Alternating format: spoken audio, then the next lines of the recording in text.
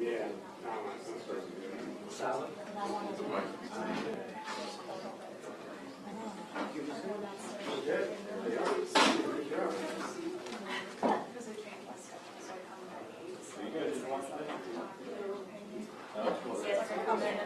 Why do you do that? Yeah. Get over time, girl. They make us do it because they don't want to pay us. But yeah, I come in, everyone's already gone to work. I don't mind the work, I never see anyone. That's so fine. There's a fancy word for that. Spectators. You can't spell it. Yeah, we will.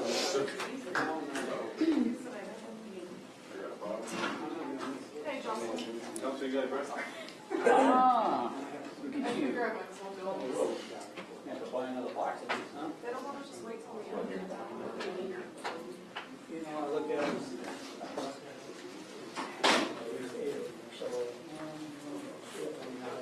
I'm not going to try and find out who the ate or what. Yeah, it's not like they're going in every day after we get out of here. They're going to the manager. I do know. We take your I've got another car. But still, like, you would probably trust you and be like, hey, I'm in trial. Like, I've seen that.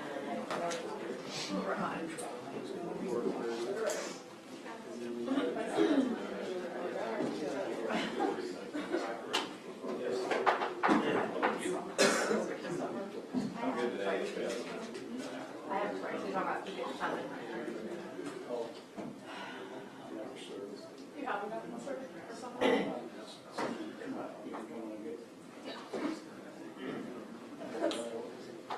I don't mind doing Wednesday or but I don't want to do it today. They picked my he was like, you know, I don't think I have to wait for testimony in house, so she walked out.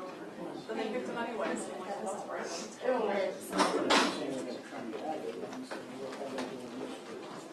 13 years old, like 16 year tomorrow. 16 years.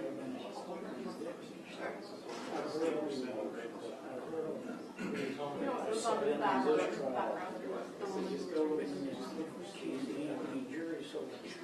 forgot we brought back here.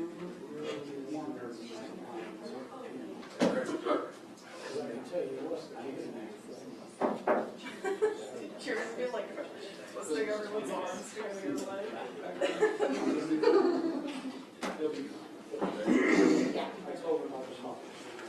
do you guys have anything you want to Yeah. Probably. All rise.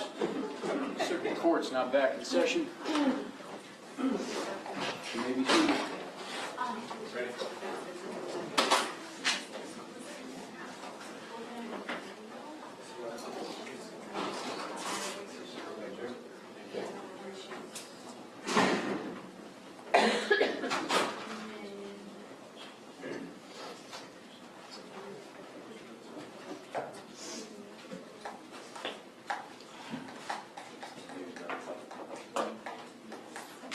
Anything we need to address?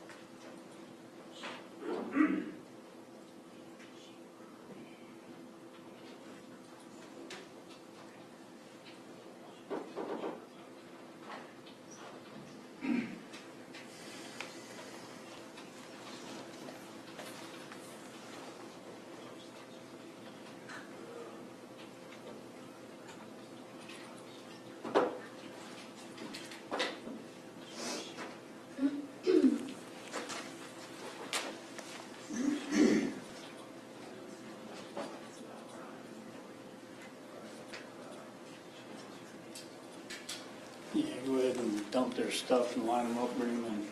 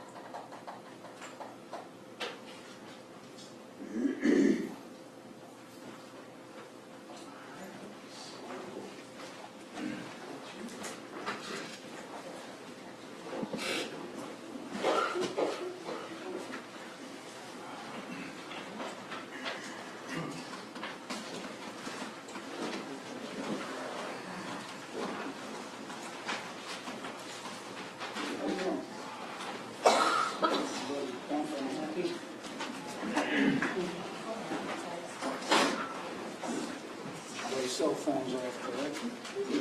All right. Not, double check them. Jury's in a jury box and seated, Your Honor. Thank you. Can you call your next witness? Mr. Wood, just a second.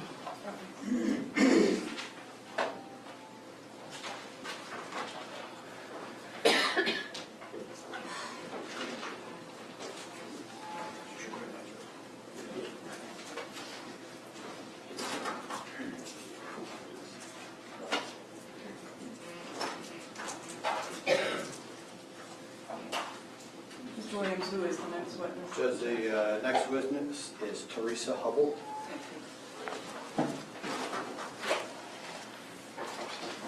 Hey, ma'am, if you would. Stand right here for me, please. Face this way. Raise your right hand. Prepare to take the oath. You do solemnly swear to affirm and tell the truth, the whole truth, and nothing but the truth, so help you God. Yeah. And ma'am, if you would, have a seat in the red chair. speaking loud and clear voice for the court, make sure you move up close to the mic.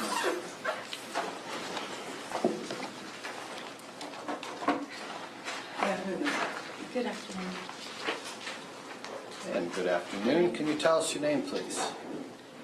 It's Teresa Hubble. Can you, well, I guess you should spell your first name for us, just to make sure. Teresa, T-H-E-R-E-S-A.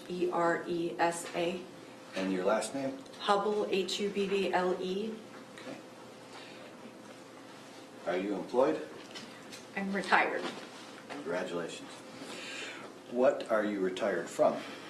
from St. Petersburg Police Department. How long did you work for them? I worked there 28 and a half years. Can you advise the jury what training you had in order to perform your duties at the St. Petersburg Police Department?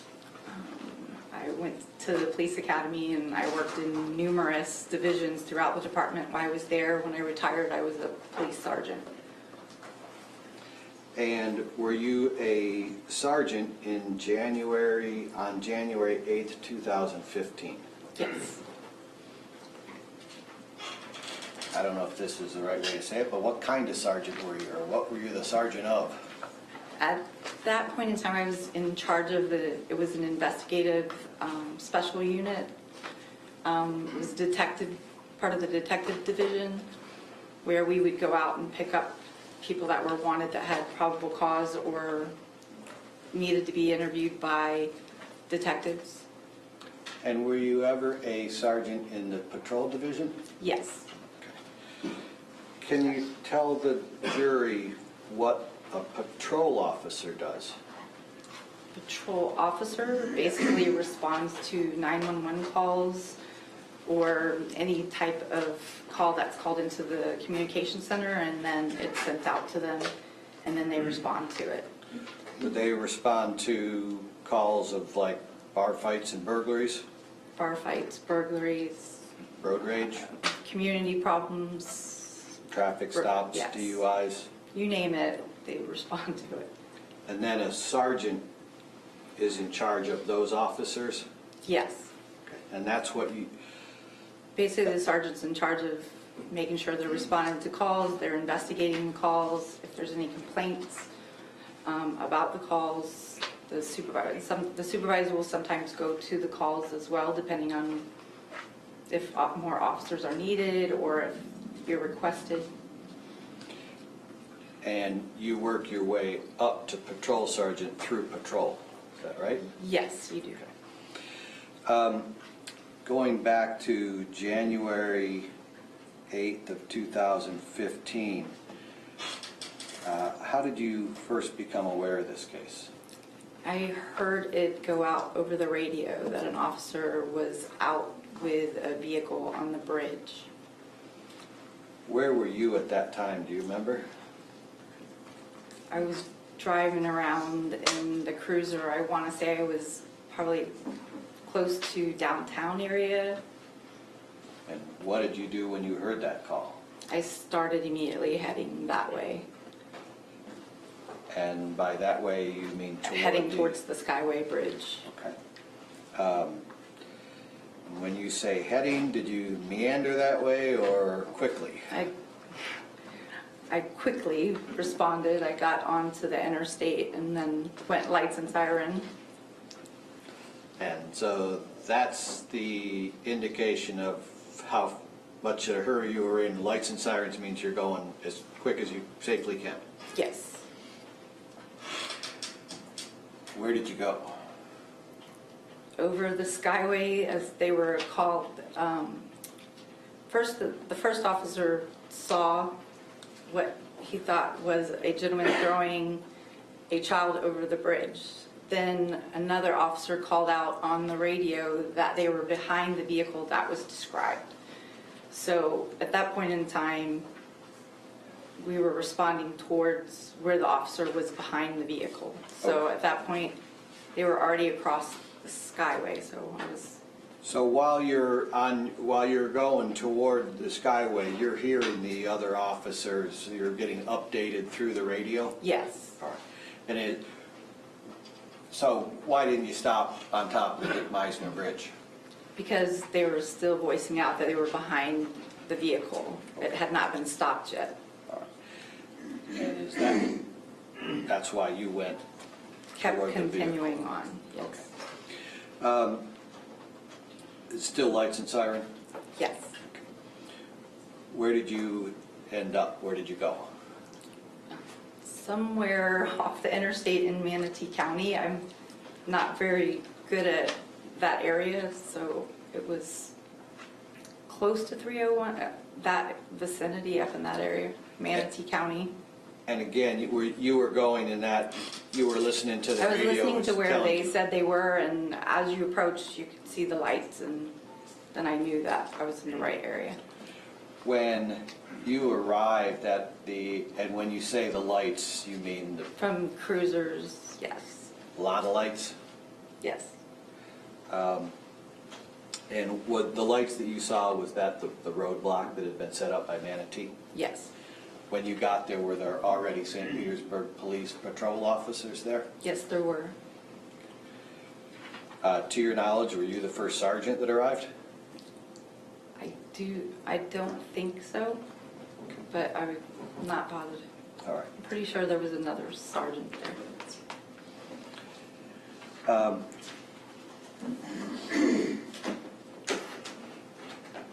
What did you do when you got there? When I got there due to the exigent circumstances, I asked where the defendant was, and I was told he was in the back of Officer Carter's cruiser. And the main focus was trying to figure out who or what he had thrown over the bridge. So I found the cruiser that he was in, and I got into the cruiser with him. Okay. Let me go back then and make sure, when you got to the scene, Mr. Jonchuck was already in a police cruiser? Yes, he was. He had already been placed in a police cruiser.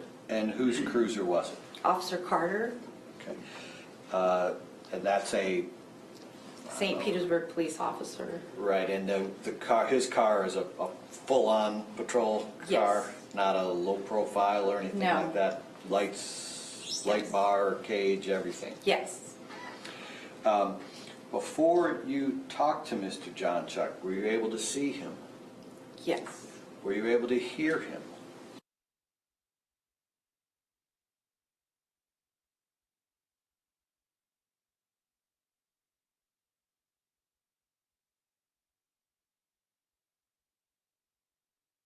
He was saying he was yelling. Was He was he? he appeared very agitated.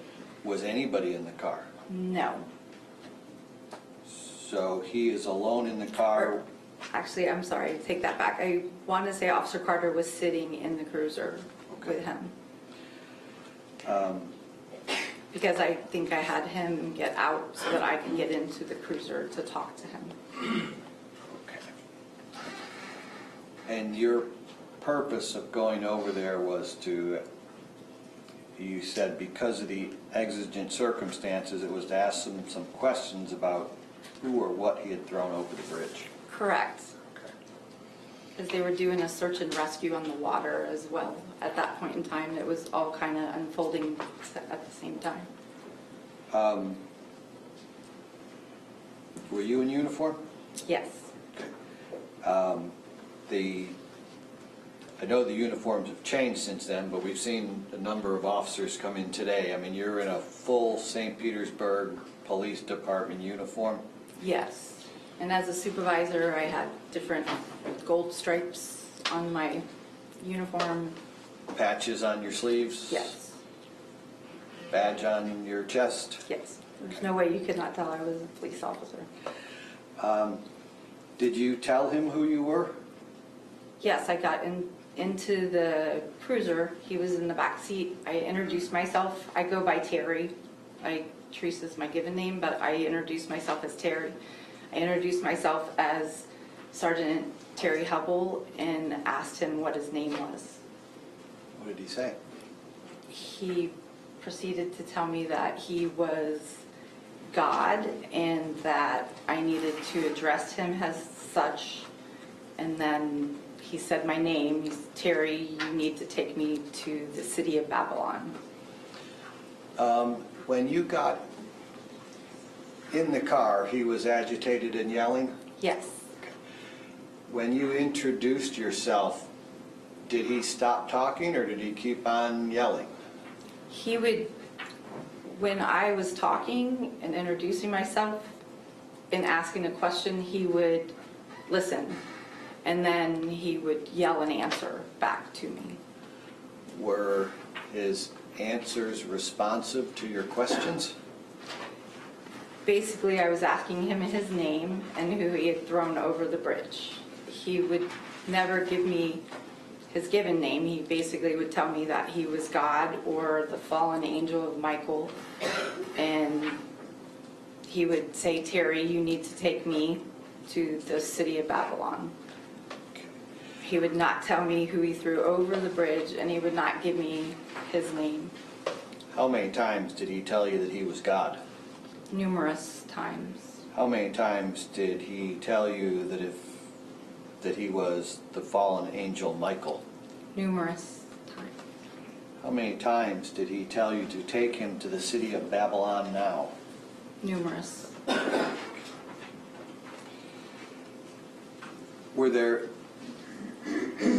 Was throughout your, I hate to call it a conversation, but throughout your interaction with him, did he make other incoherent statements? It was basically him repeating the same thing. He actually was asking for his Bible, which I got on the radio and was asking the officers that were near the vehicle if they could see a Bible, because I really didn't know what he was talking about. And he was very adamant about his Bible and wanted to know if his Bible was okay. So I asked the officers, and one of the officers, Officer Julie Bryan, had said that she saw the Bible in the front seat of the car. Okay, let me back up a little bit there. How many times did he ask for the Bible? Numerous times. Okay. Was this after he'd told you that he was God or the fallen angel Michael? Yes. Did he ever go back and forth between those two? Between God and the fallen angel of Michael? Yes. Yes. And did he ever go back and forth between where's my Bible or how's my Bible doing and I am God? Yeah, when I would ask his name was when he would typically say he was God and the fallen angel of Michael, and then intermittently between all of continually saying that, he would say, I need my Bible. Where's my Bible? Is my Bible okay?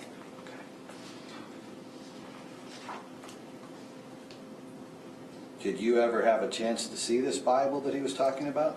I did not see it out at the scene, but when he was transported to Manatee Sheriff's Department, I didn't look in it. I just saw it. It was a big, thick book that he considered his Bible.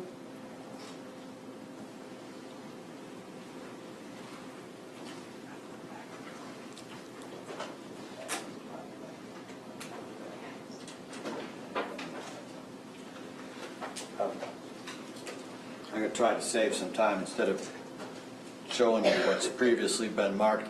The Bible, you said it was It's a big, thick, yes. brown, dark Brown color.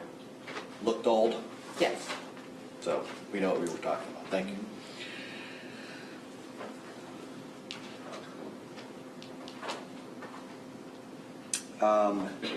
And you said it was Officer Bryant that checked the vehicle or checked his car to find it in there? Yes.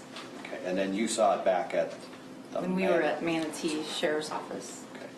I told him while I was talking to him, because he kept asking about it, that we would take it with us, so that to try and let him know, okay, we have the Bible and we're going to take it with us. We're taking you to Manatee Sheriff's Office. Yeah, how did that come about? Going to Manatee instead of going to St. Pete? Because it was closer, and then we were waiting for the detectives to arrive. therefore it was a place to get off of the middle of the interstate. And it was probably like 10 minutes from where we were at. I guess I didn't really think about that. These conversations that you're talking about, or again, the interaction you had with them, this is on I-75? Yes, And still all the lights and sirens and everything's going on? yes. Okay. We were in the median of the interstate.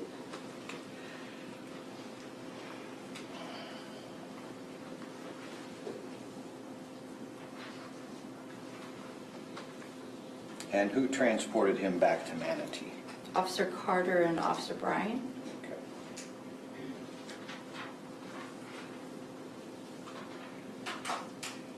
You went into the station with them, Yes. and where was he? He was What? placed in an interview room that they have that had audio and video. And I know that you wouldn't have been in charge of that, but I mean, the idea behind that interview room is to record whatever happens in that room? Well, it was a place for us to wait for the detectives so that they could come and interview him, and they happened to have one that was audio and recorded. Okay. And you were aware of that night? I mean, Yes. okay.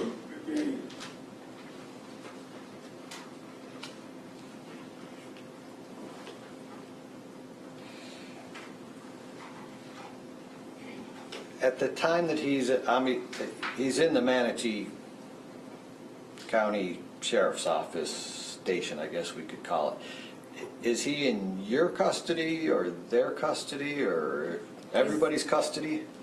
Basically Officer Carter and Manatee, there were detectives from Manatee that were there as well because they had to let us into the building, and that they were there when the traffic stop occurred. Yeah, and So, oh, keep going, I'm sorry. no, he basically was in our custody, waiting for the detectives. Yeah, and let me clear that up, but I guess what I should have done a better job of saying is he was there and it was as opposed to you, it was Officer Carter that was responsible to keep an eye on him? Right. You were- Officer Carter, and I want to say it was Manatee Sheriff's Office, Officer Huff. I think Yes, it was. ma'am.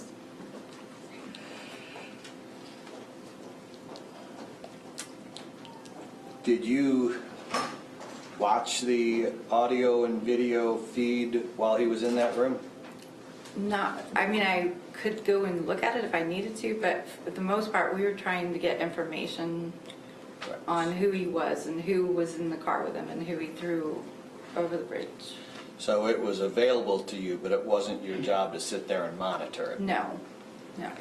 At one point in time, I think he asked for me, and I went in and explained to him that we were waiting for the detectives to get there to interview him. He was given water and asked if he needed to go to the bathroom or anything.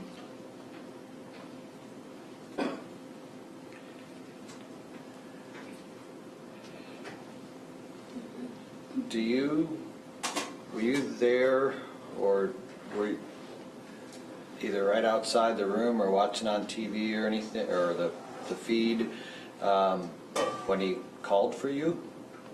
He called, I was walking by, and then I think he asked Officer Carter if Terry could come back in or something and talk to him.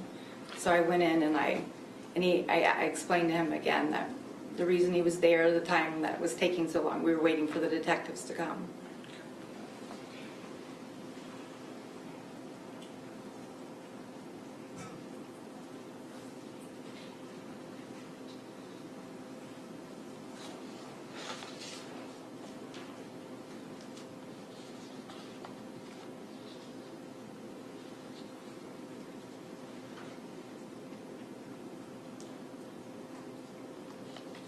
Judge, if I could have a moment.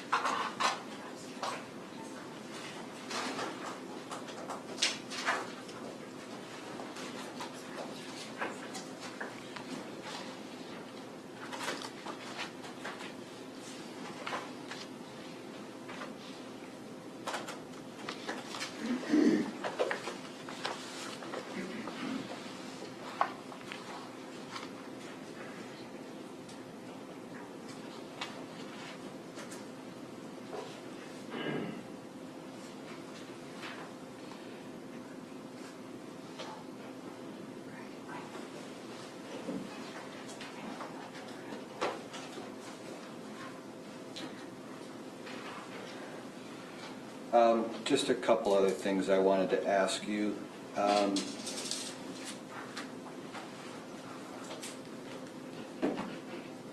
Did he ever tell you why he needed to go to Babylon? No.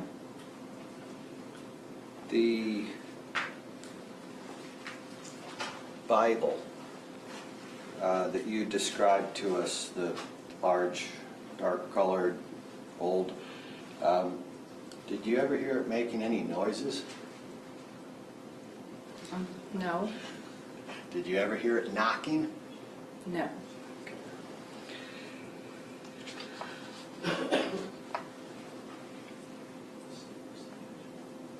Did he appear to be under the influence of alcohol? No. Did he appear to be exhibiting any symptoms of a drug overdose or drug usage? No. He was just very agitated. He was agitated in the car. Once we got to the sheriff's office, he had calmed down a lot. But he wasn't drunk, No. wasn't high. No. To my knowledge, no. That's all I have, Judge. Ross? Yes, sir. Afternoon. Hi. Should I still call you Sergeant? No. So when the defendant was talking to you and he was telling you some of the statements that Mr. Williams just asked you about, he never said anything about escaping an ice age, did he? No. Okay. You remember that if he had said that, correct? Yes. He didn't say anything about hearing demons talking to him, right? No. Didn't tell you that he heard voices, did he? No. Okay. He didn't tell you that he heard voices that told him that he and Phoebe both had to die, right? No. Never heard any of those statements. No. He never told you that if he and Phoebe didn't die, that Judge, maybe approach? Yes. Yes.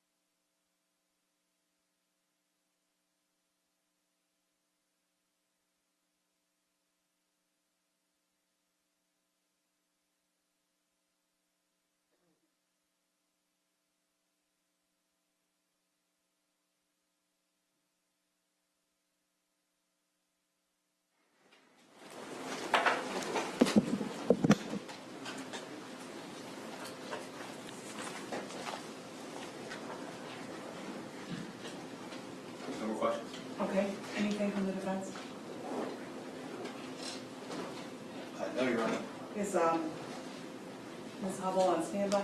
Yes, sir. Thank you, Mary. Okay, thank you. Can you call your next witness?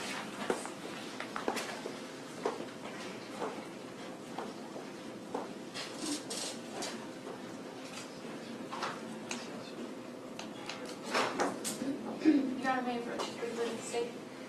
Yes.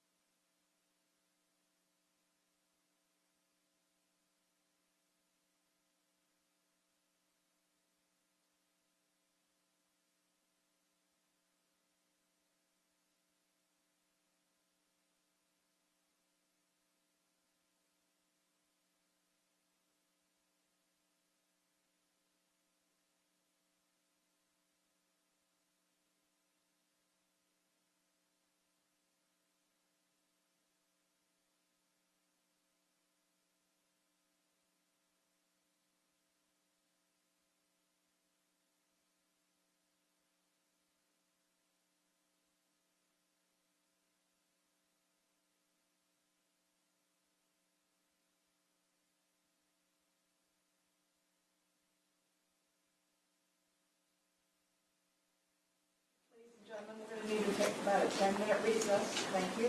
Keep your pads on the chairs.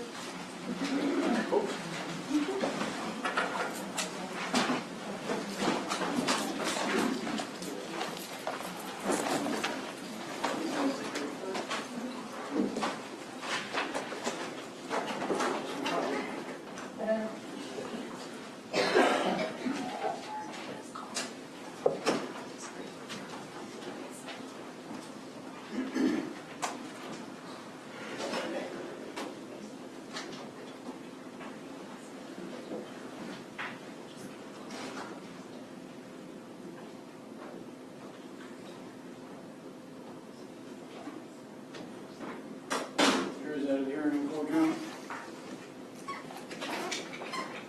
All rise. Be in recess for 10 minutes according to the courtroom clock.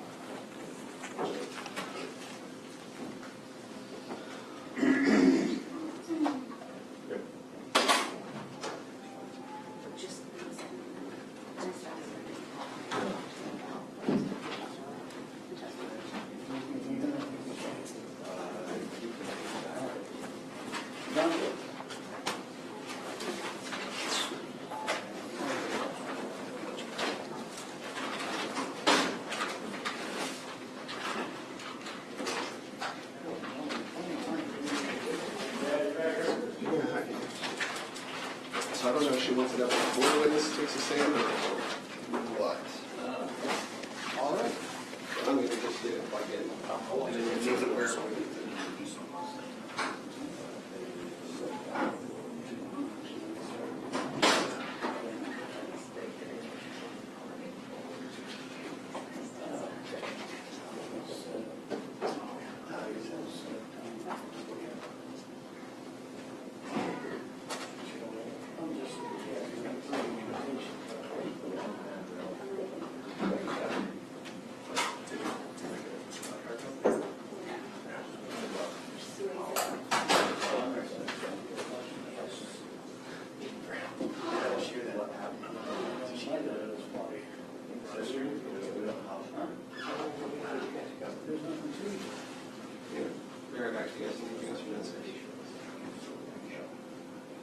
Probably, but not in my head. You're gonna come back, okay, yeah. No, it's. You're not leaving us in charge of this. Yeah. I just want to know where she wants it.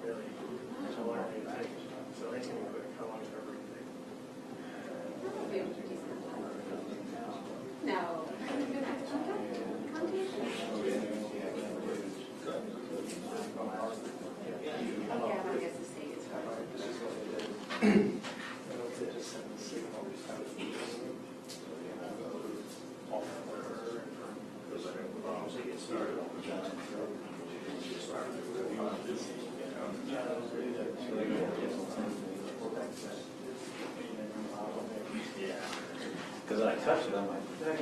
I didn't know what it was. Right at the bottom.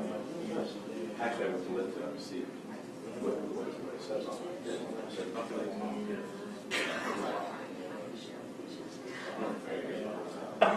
no, it's legit. Okay.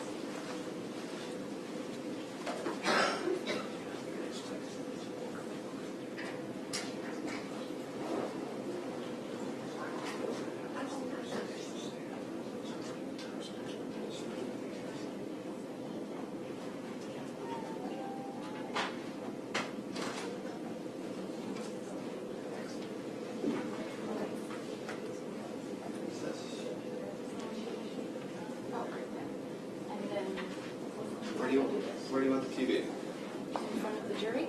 That's fine. If you're ready for it to be there already. Let's just do it, yeah. She's only going to talk about music.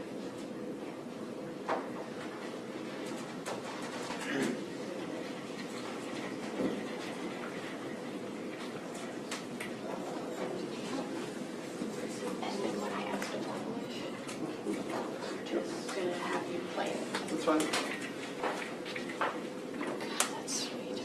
That's what I'm here for.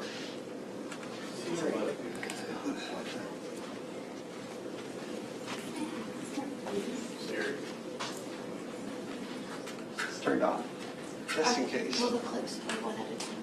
They play side by side together. You can play twice. So they're timed together. Yep.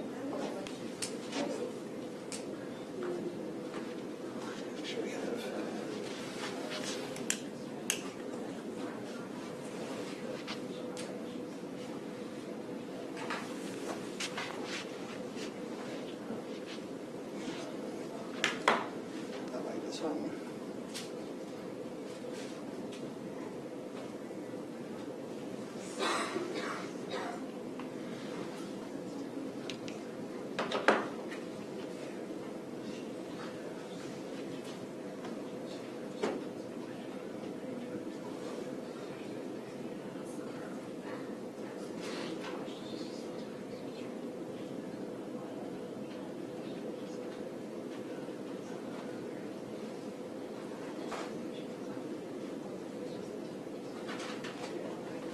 Why it's not coming up. There we go. Mute.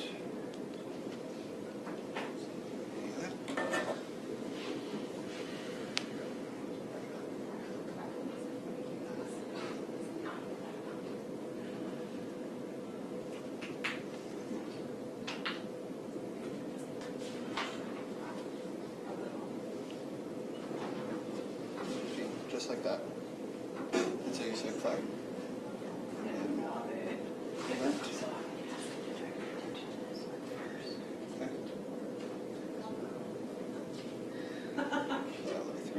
It's 26 seconds long.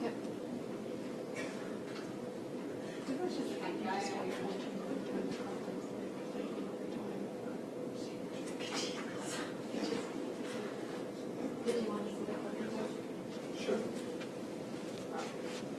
Come on then.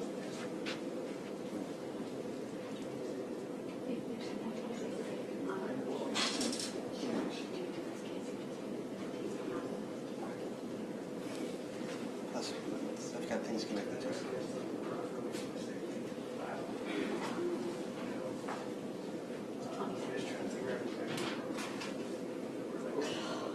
Was that the antique person? That would be it. Yeah.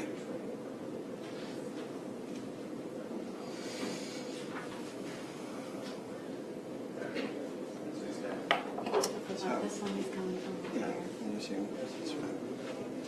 They're two different angles.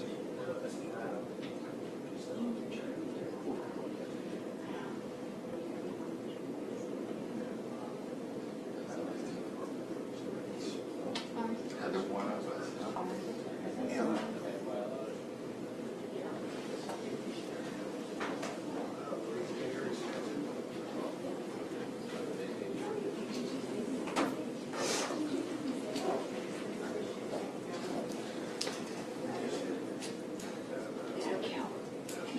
Counsel, you ready? Yes.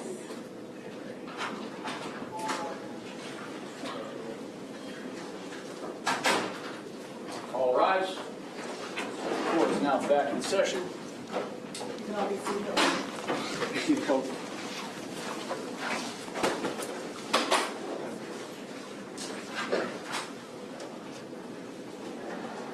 Ready? Yes, sir. Thank you. Ready, you are.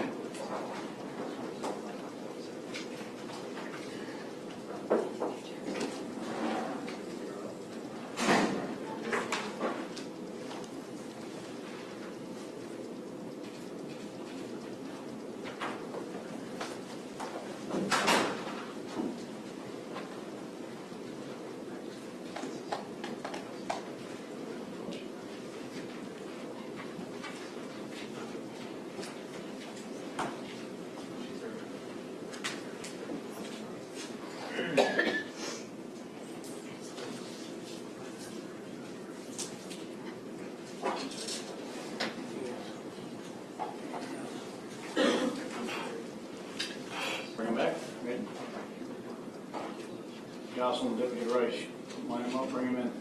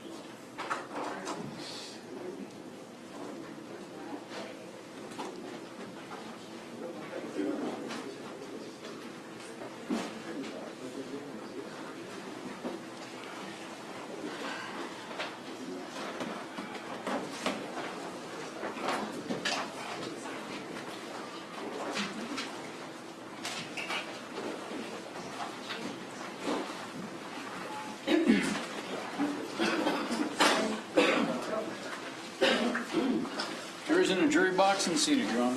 Can you call your next witness? Defense calls Elaine Vendrome.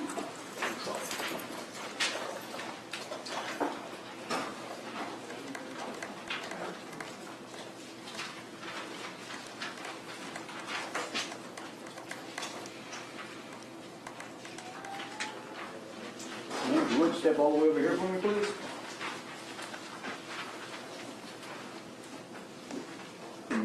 Stand right here, face this clerk, raise your right hand. Swear to take the oath. You solemnly swear affirm to tell the truth, the whole truth, and nothing but the truth, so help you God. Yes. And then ma'am, if you would step over here carefully. Have a seat in the red chair. Speaking a loud and clear voice, make sure you move up close to the mic. Good afternoon, Ms. Vendrome. Could you please state your full name? Elaine Vendrome, And could you spell your last name, please? Vendrone. Okay. What county do you live in, Ms. Vendrome? Hillsborough, Did you live there in January of 2015? yes, On the night of January 7th into January 18th, January 7th into January 8th of 2015, did you happen to be out driving? yes, And as you were driving, did you come to the intersection of West Kennedy Boulevard and West Shore Boulevard? yes, Okay. And approximately where is that in Tampa? yes. Approximately where in Tampa is that? Near West Shore Mall. Okay. And is it close to where 275 turns into the Howard Franklin to go to Pinellas County? Yes, Were you in the area of that intersection, West Kennedy and West Shore, sometime between 11:50 p.m. and midnight on the night of January 7th? yes, As you were as you were approaching that intersection, did you happen to notice a white PT Cruiser? yes, And did you notice something unusual happen with that white PT Cruiser at the intersection of West Shore and West Kennedy? yes. What did the white PT Cruiser do? He ran through the red light. Did it nearly cause an accident? Yes. Or more? Did you, after hearing the events of what happened on the Dick Misener Bridge that night, did you recognize that a white PT Cruiser had been involved? Yes, Did you let law enforcement know what you had seen that night? yes. May I approach the clerk and the witness? Yes.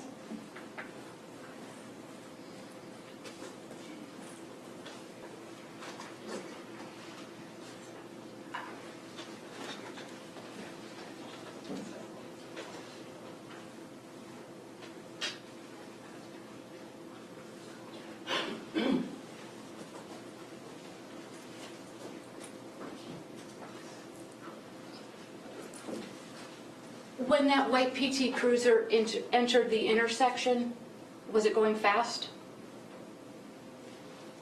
In my opinion, it was fast. I don't know how fast it was going. Okay. I'm sorry, may I approach the witness? Sure.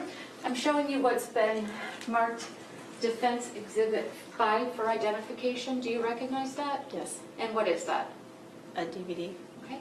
And do you recognize your initials on it? Yes, Have you had a chance to review what is on this DVD? yes, And is it a view of what you saw at the intersection that night? yes. Would ask to introduce what's been marked as Defense Exhibit 5 as Defense Exhibit 5. Any objection? Please see. And may we publish to Yes. the jury? And may I have the witness step down towards the TV?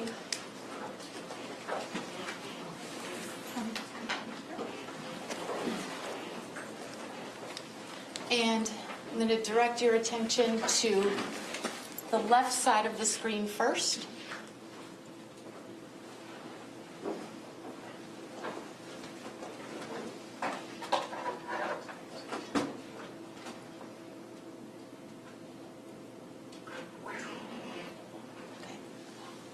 was the white PT Cruiser we just saw come this direction, is that what you saw that night? Yes. Okay. Now, if we could play it again and look at this viewpoint or this angle. And can we pause it for just a second? Are you back here on the road approaching this way? Yes. All right. And does the white PT Cruiser pass you? Yes. Okay, so you're behind him at the point of the cruiser going through the intersection? Yes. Okay, could you restart it?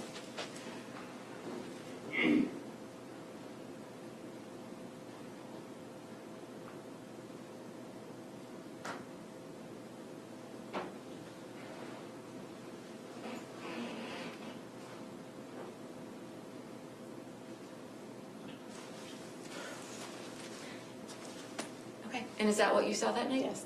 Okay.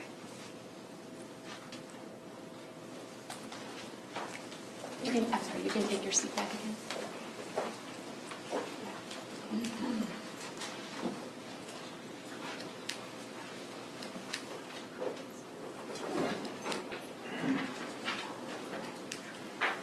Ms. Ventrum, one last question.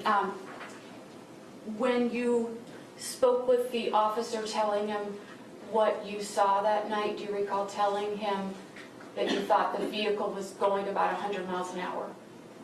I don't recall. Okay, that's fine. Cross. Nothing. Can this witness be excused? Yes, Your Honor. Excused?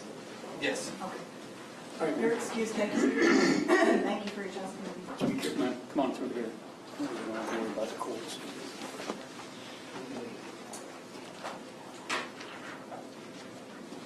You may call your next witness. The defense calls Troy Harper.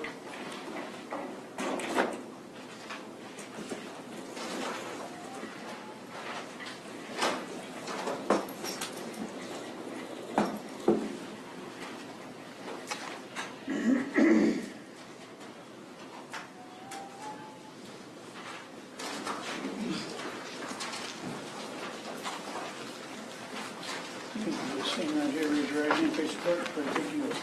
You do solemnly swear affirm to tell the truth, the whole truth, and nothing but the truth, so help you God. I do. Now, sir, if you would have a seat, great chairs, good voice in the court. You look close to the mic.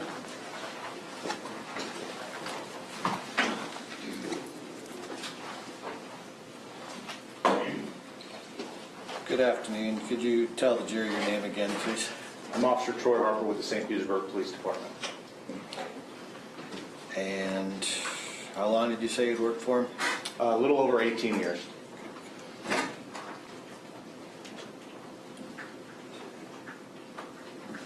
Back in 2015, you were a detective Correct, yes. and had been assigned to work on the case that Detective Miller was the lead investigator, and it involved a suspect named John Jonchuck. That's correct. As part of that investigation, were you alerted to a tip from a outside source regarding a traffic incident in Tampa? Yes, I was. Tell me, how does that information get to you? Normally with cases like this, we'll receive numerous tips. Those get filtered through, our supervisor will assign them out on who's responsible for following up on what tips. So the person didn't call you directly? Not me directly, no. They would call the police department in general? That's correct. And then you somehow got that information? Yes. How did you follow up on that information? There was a contact phone number for the person that had the information, and I called her back later that morning. Okay. And she gave you some information? That's correct, yes. Did it involve something that occurred in the very late hours of January 7th, 2015? Yes. And did it involve a white PT Cruiser? Yes. After hearing that information, did you think it had some relevance to the case? Possibly, yes. was there something you thought that you could possibly do to try to verify or further develop that information? Well, she provided us with a location for where this incident occurred, that being the intersection of West Kennedy Boulevard and West Shore Boulevard in Tampa. I verified that that intersection is monitored by red light cameras, so we followed up on that lead then.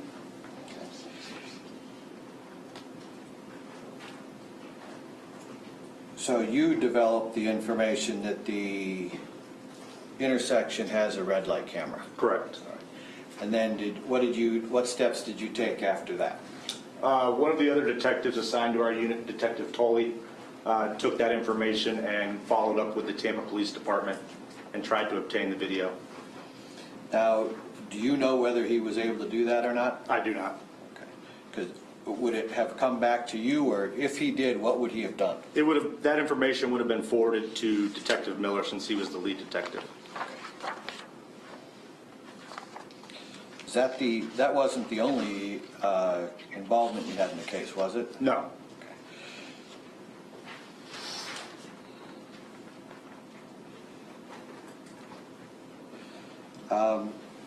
The same day that you got that information, did you go to Hillsborough County? Yes. Who were you going to Hillsborough County to see? Responded to Hillsborough County with Detective Miller to make contact with numerous family members of both the suspect, John Jonchuck, and the deceased, Phoebe Jonchuck. All right. And again, I'm not asking you to tell us what those people told you, but did you make contact with Michelle Kerr? Yes, Detective Miller and I did, yes. Okay.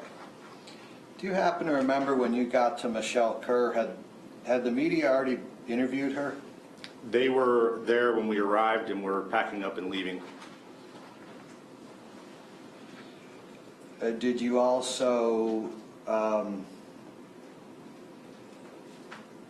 speak to a Brian Morris? I did, yes. In discussing the case with Mr. Morris, did he tell you that he had any type of evidence or anything that was important to this case? He had mentioned that he had several text messages that he had received from Mr. Jonchuck. At the time, he didn't know if they were relevant to the case or not, and he shared those text messages with me. And when you say text messages, just so we're clear, he's talking about a message that he received on his cell phone? Correct. So it would be the cell phone of Brian Morris. That's correct. And Brian Morris was the person that described, and he was the person that showed you the cell phone? Yes. Okay. And did you see those text messages? I did, yes. Did he tell you who the text messages came from? He told me they came. Objection, this is hearsay. Also approach.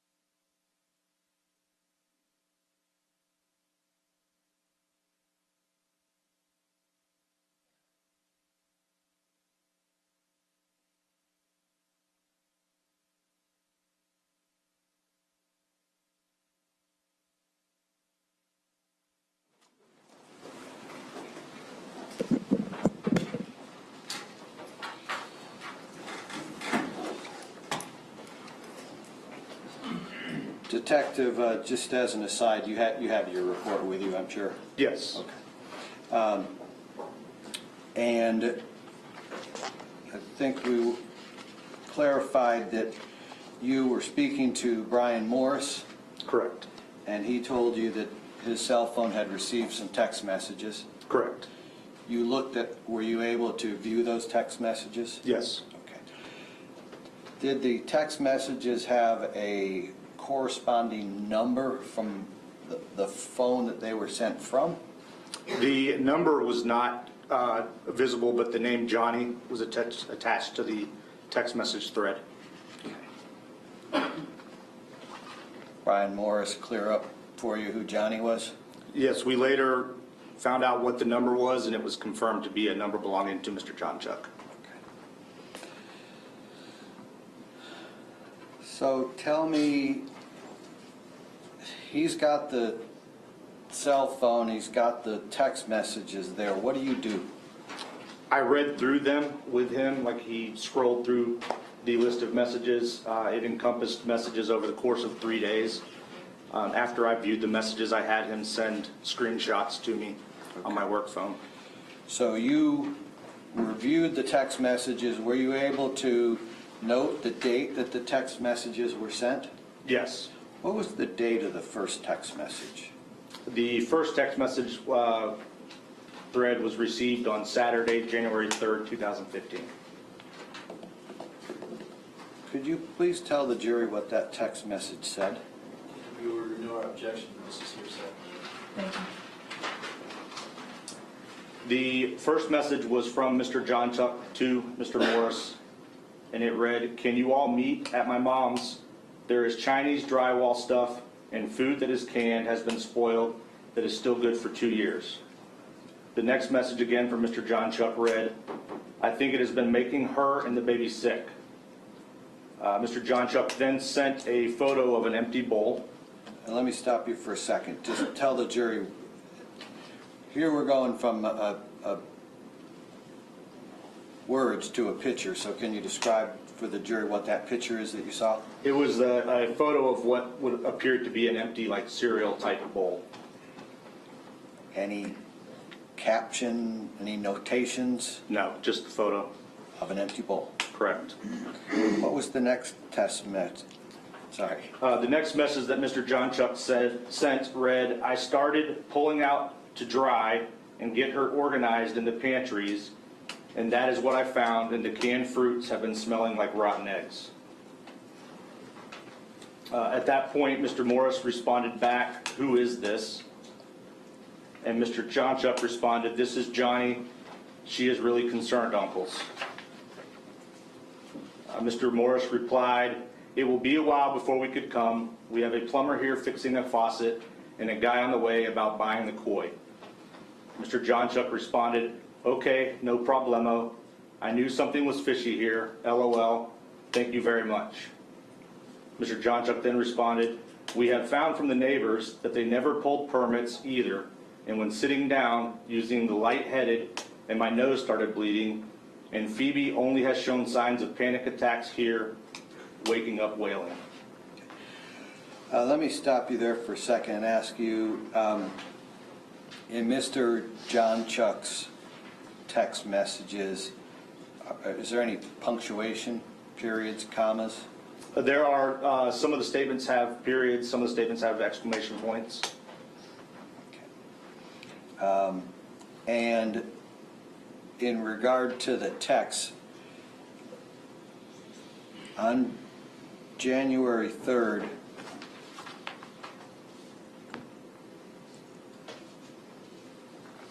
how many came from Mr. Jonchuck before Mr. Morris responded? 4 before the first response. And then how many text messages from Mr. Jonchuck after Mr. Morris's last response? 2 on that date. Was there, after, on Saturday, January 3rd, was those 2 that you just mentioned, are those the last from January 3rd? Yes. Did he show you any text messages from January 4th? Yes, he did. Now, on this, were you able to identify a time where they started? Correct, yes. What time did they start? These were on January 4th, 2015, and the messages started at 7:51 p.m. Tell me what the first text message said. The first message from Mr. Jonchuck to Mr. Morris was, "Please don't give up on me. I understand that everyone was trying to show me tough love, and I am almost ready. What it's like to be normal again, if only I had listened to you guys years ago, I would probably be a doctor by now. LOL. Just wanted to say I love y'all. Just got home from work. Hope all is well, and you have a wonderful evening." Did Mr. Morris respond to that text message? No. What is the next message that you saw? The next message was again from Mr. Jonchuck.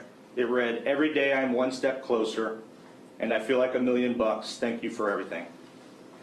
And then there was a final message on that date from Mr. Jonchuck that read, "I want to share my story soon." Any of those messages get a response from Mr. Morris? No. Were you able to see any further text messages? There was another cluster of messages from Monday, January 5th, 2015, that started at 7:05 a.m. Okay. Tell me what the first one said. Mr. Jonchuck, again, messaging Mr. Morris, it read, "Doug is my father." In your investigation, were you able to determine Mr. Jonchuck's father's name? I don't recall.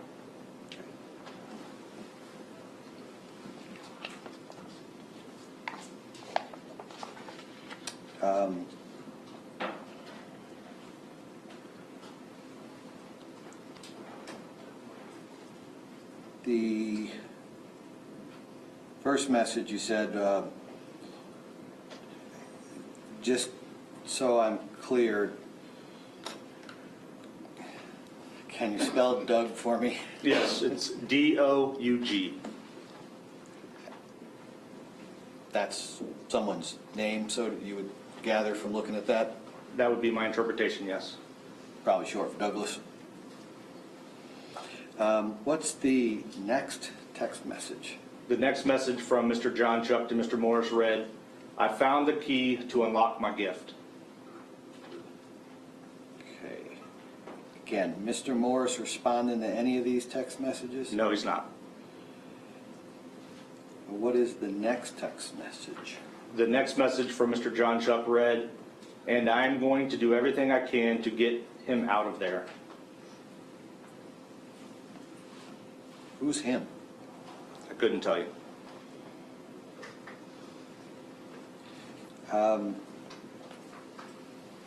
What's the next text message say? The final message that was sent by Mr. Jonchuck was sent at 9:13 a.m. and it read, "I forgive you all."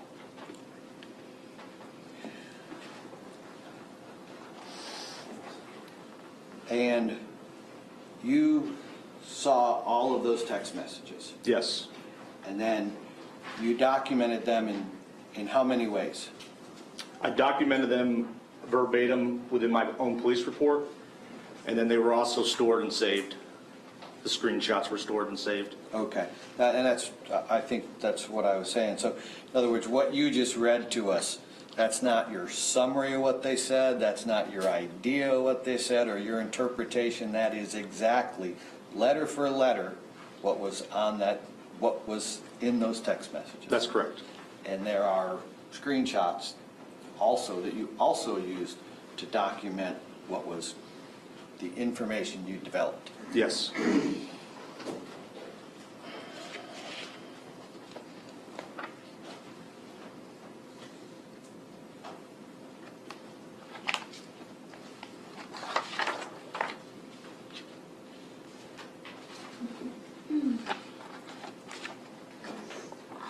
Judge, if I could have a moment? Sure.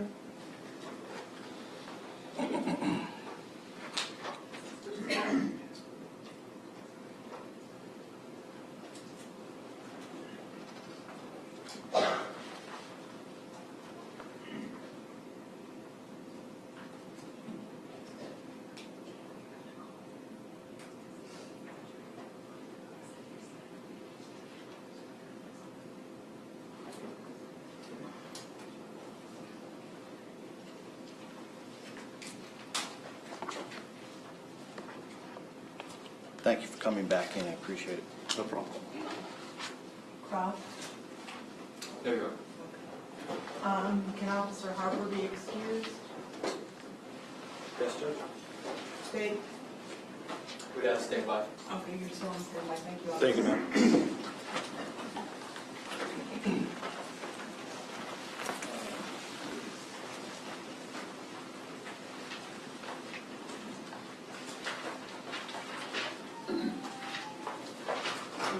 Are you ready with the next witness? Yes, Judge. Okay.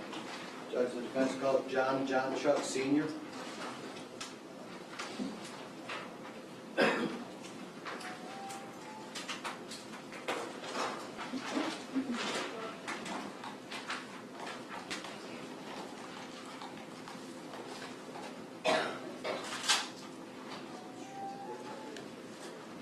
And sir, if you would step right over here for me, please.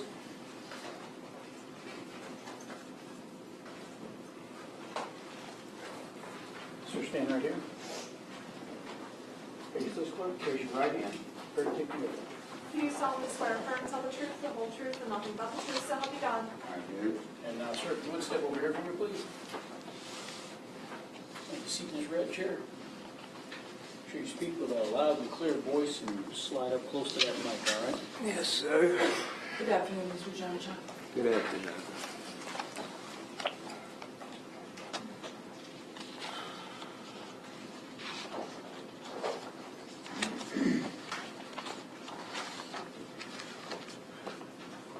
Can you tell us your name, please?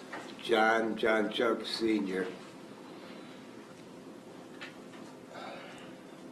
What is your son's name? John Jonchuck Jr. Do you ever go by the name Doug? No. Do you know anyone named, well, I'm sure you do, but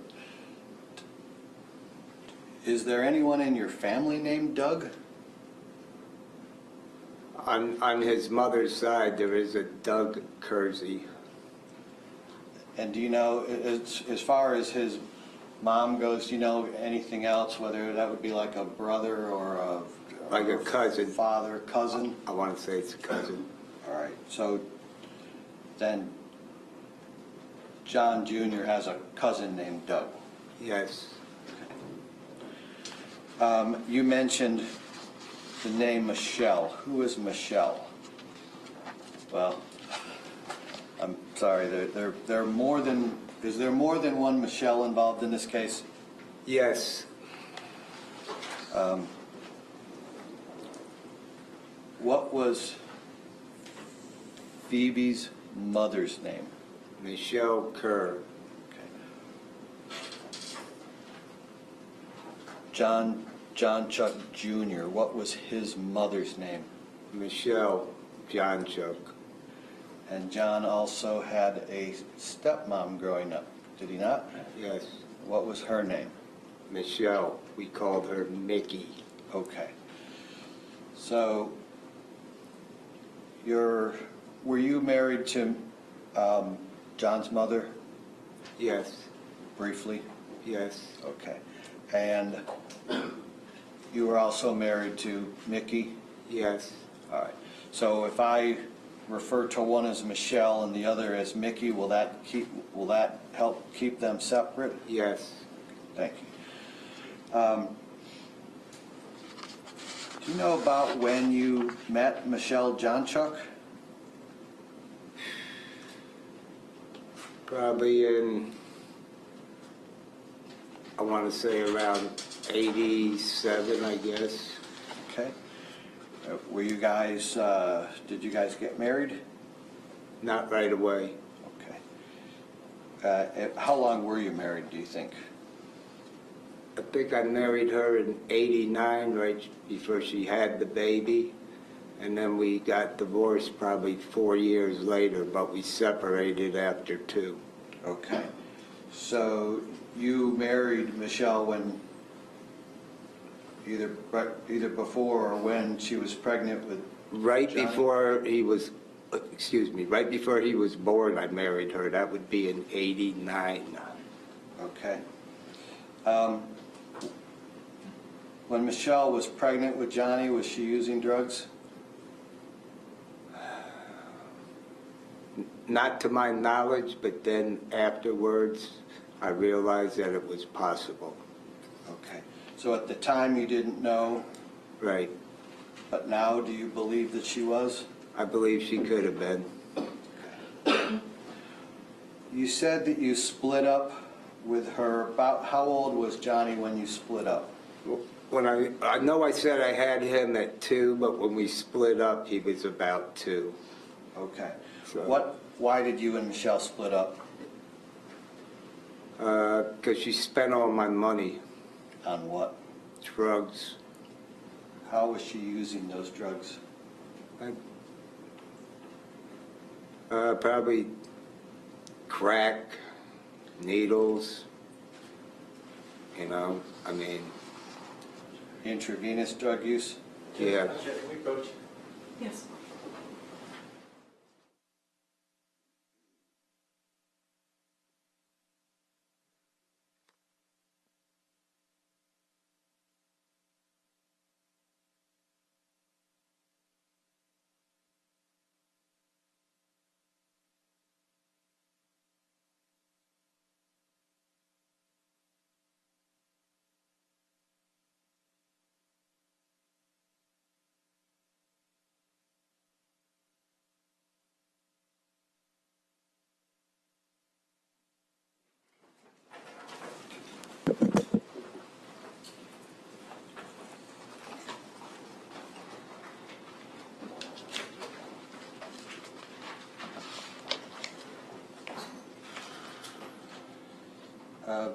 Mr. Jonchuck, you became aware of her intravenous drug use when Johnny was about 2?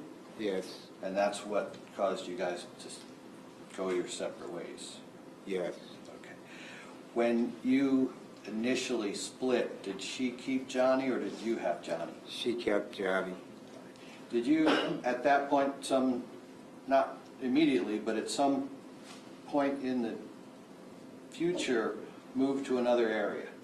I was working out of town at the time, And where were you working? in Nashville, Tennessee. Sorry to go back, but after you and Michelle split, did you guys get along? Never really communicated as far as if I wanted to see him or not. Okay. Did there come a time when, while you were in Nashville, that you saw Michelle? Yeah, she brought me Johnny and dropped him off to me. And where did she go? I couldn't tell you.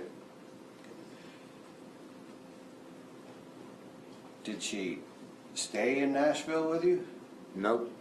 Did she call you and tell you she was coming? To the best of my recollection, I don't think so.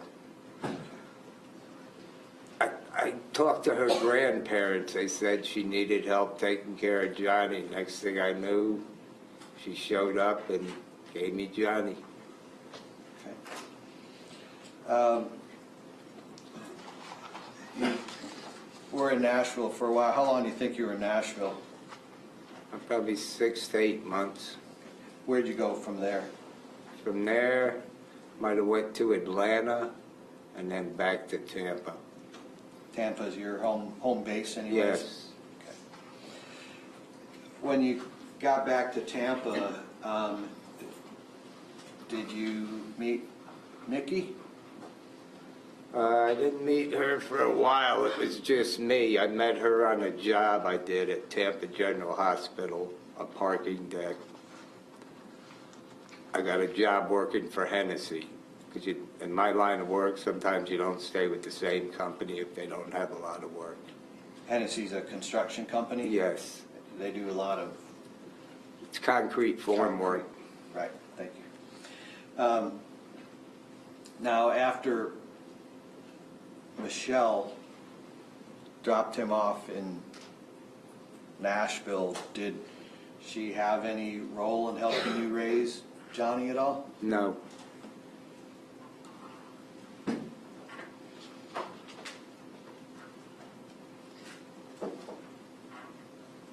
how about, now we're still talking about Johnny's young, I guess at this point he's about, what, 3, 4, 5, something? He's about 4. When I first got him, he was 4. I said he was 2 in a deposition. I'm going to correct that and say he was about 4 years old. That's fine. Who's Uncle Brian? Uncle Brian is his mother's brother. Okay. Now, when he was that 4, 5, and 6, did he ever live with Uncle Brian? He'd go visit Or a night or 2. didn't stay for months at a time? Not at that time, no. Okay, and this we're talking about now when he was just real young. Yeah, Okay. And then I jumped back. I think you told me you met Mickey at a job. yes. Did you guys ever get married? Yes, we did. It was probably 94, 95 when we got married, April 30th. And I don't know any other way to say this, sir, but you stayed married to her until she died, right? Yes.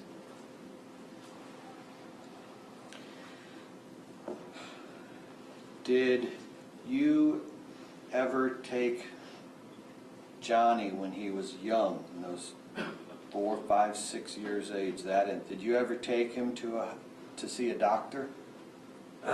Between 5 and 6, after a lot of daycares, he was thrown out of them.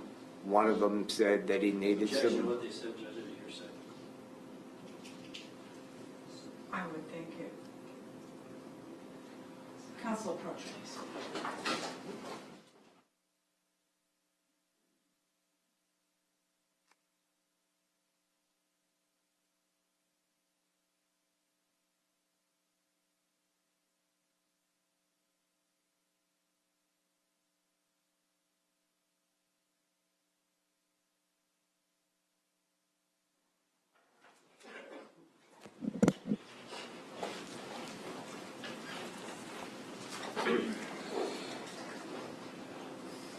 Mr. Jonchuck, you took him to the doctor based upon what the daycare told you?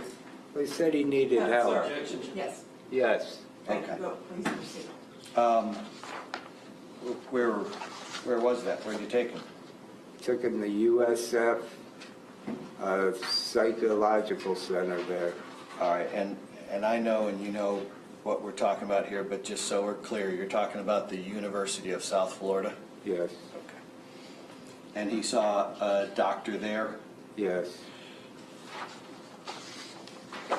Who took him? Me and Mickey. Uncle Brian ever take him? No.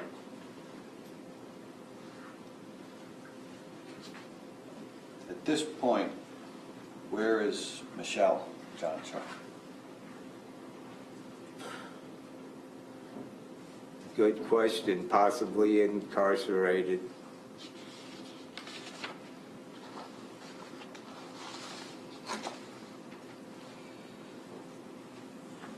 When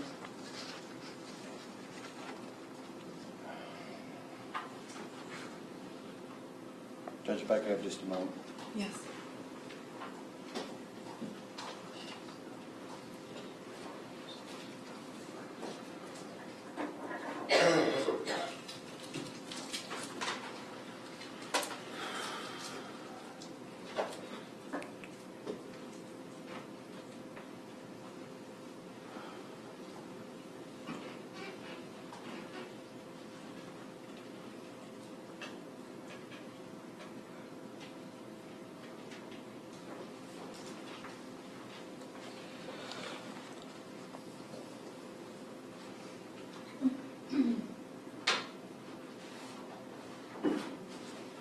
Mr. Jonchuck, there's water and a cup there if you need it. Just let us know.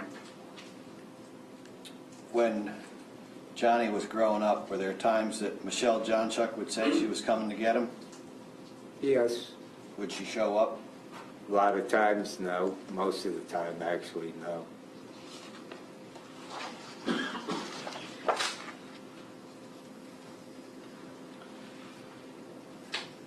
When Johnny was young and living with you and Mickey, were you a regular churchgoer? No. As Johnny got older, do you know of any time that he became a regular churchgoer? No.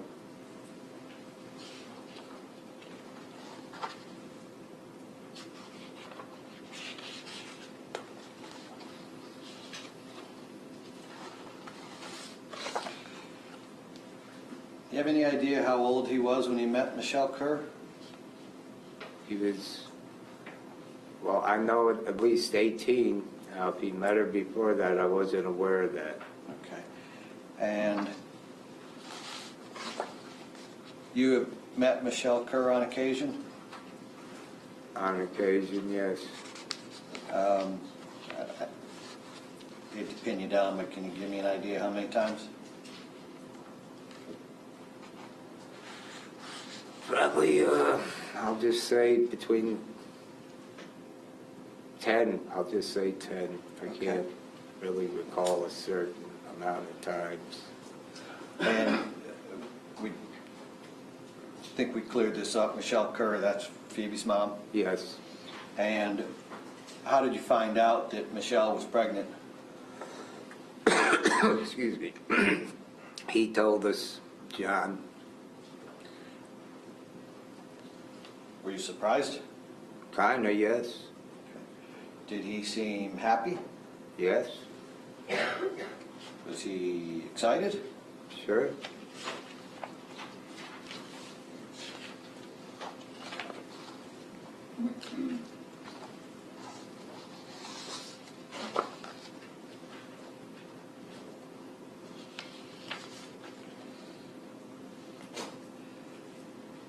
At the time from when Phoebe was born, and I assume even up to today, you've been working?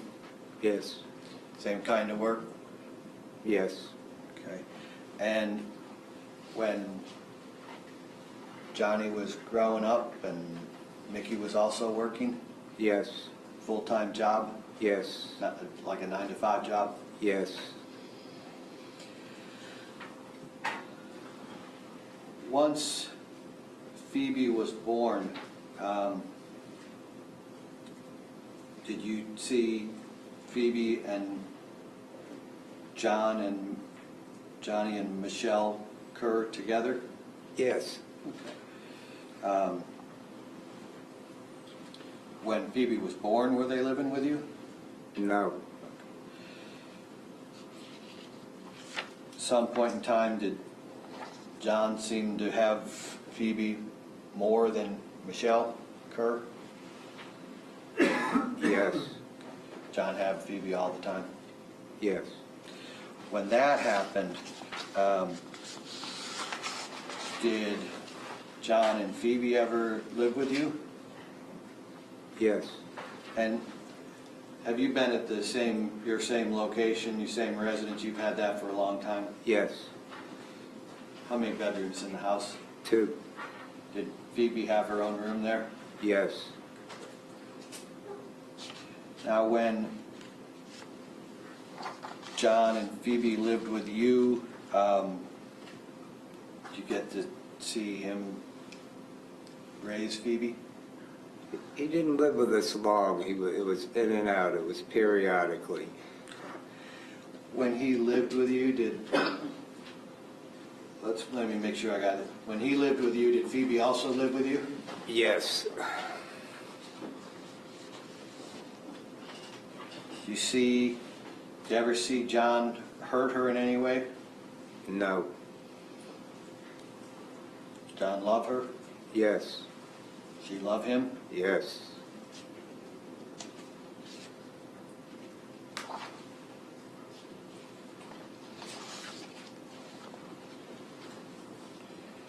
And going back to something you said, that he didn't always live with you, were there times when, to your knowledge, that John and Phoebe stayed with Michelle Jonchuck?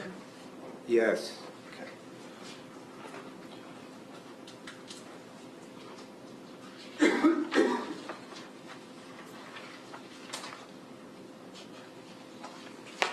forgot to ask you something. Back when, before John met Michelle Kerr, was John ever Baker acted? Yeah, a few times. Do you know how many? I want to say between 3 and 5.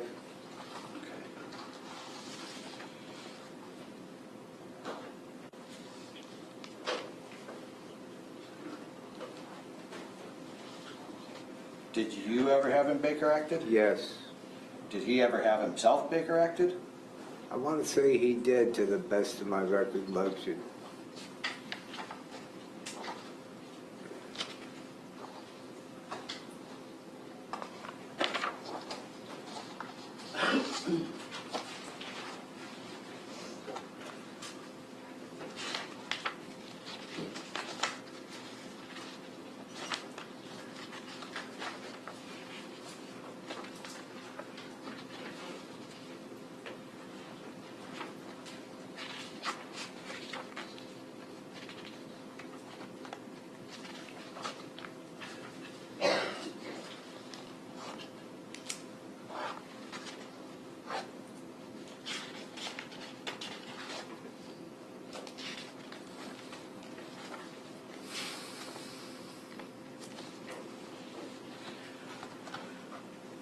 Mr. Jonchuck, I want to ask you some questions about a couple months before this all happened. Had Johnny and Phoebe been living with you? I want to say they were back and forth between me and his mother. Were you, and back and forth between, so Johnny and Phoebe, when you Now, said- excuse me, let me correct that. There was another place that he lived, too. Him and Phoebe lived with some of his friends. I can't give you the exact street name on that. That's fine.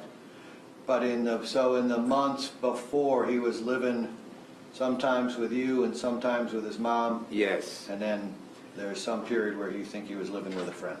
yes.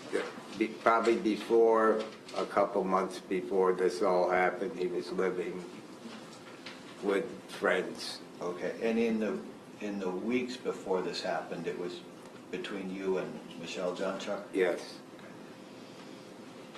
Are you aware of her setup, whether she had a house or an apartment or anything? to my knowledge, he had an apartment. Do you have any knowledge as to whether it was a one-bedroom or a two-bedroom? I know at one point she did have a 2-bedroom, and then she moved, and she might have moved into a 1-bedroom. Okay.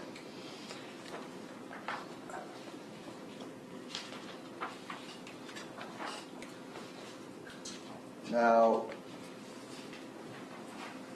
your wife Mickey, do you know whether she spoke Swedish? Not to my knowledge. But do you think she had Swedish background? Yes, Did she have a old Bible? yes, Had it been in her family for a long time? yes. You got even any guess as to how long? No, but long. That was passed down through the family. 4 generations? from- Yes. Okay. Did John, when he was a child, did he have any interest in that Bible? When he was a child, no. In the last, in December of 2014, did he develop an interest in that Bible? 214, probably near the end of 214, I guess he had saw it and asked Mickey. Actually, it was around probably right after Christmas or so. Right after Christmas of 2014? Roughly, yes. Okay. Did he ask Mickey if he could have it? not have it, but she said he could hold on to it. He wanted to hang on to it, he said. And did he hang on to it? Oh, yes. Did he ever give it back? No. Did you ask him to give it back? Yes. And when you say hang on to it, do you mean he would carry it with him? Yeah, he carried it a little bit, but then if he couldn't carry it in his car. I mean, I'm sure it sat in his car, but he didn't have it. I want to say he didn't have it constantly, but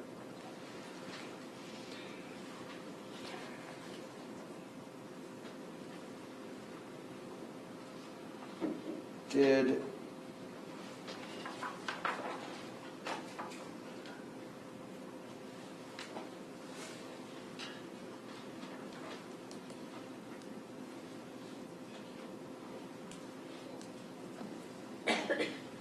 he ever tell you that he talked to a priest?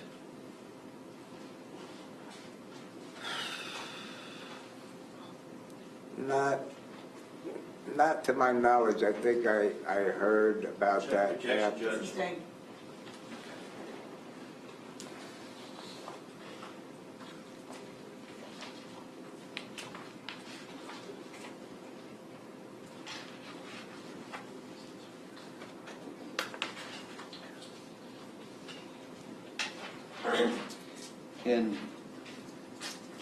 When he was living with you in around Christmas time, did John pour salt around the house? Yes. Did he pour salt around the windows? Yes. Did he pour salt around the door to Phoebe's bedroom? I don't know about that.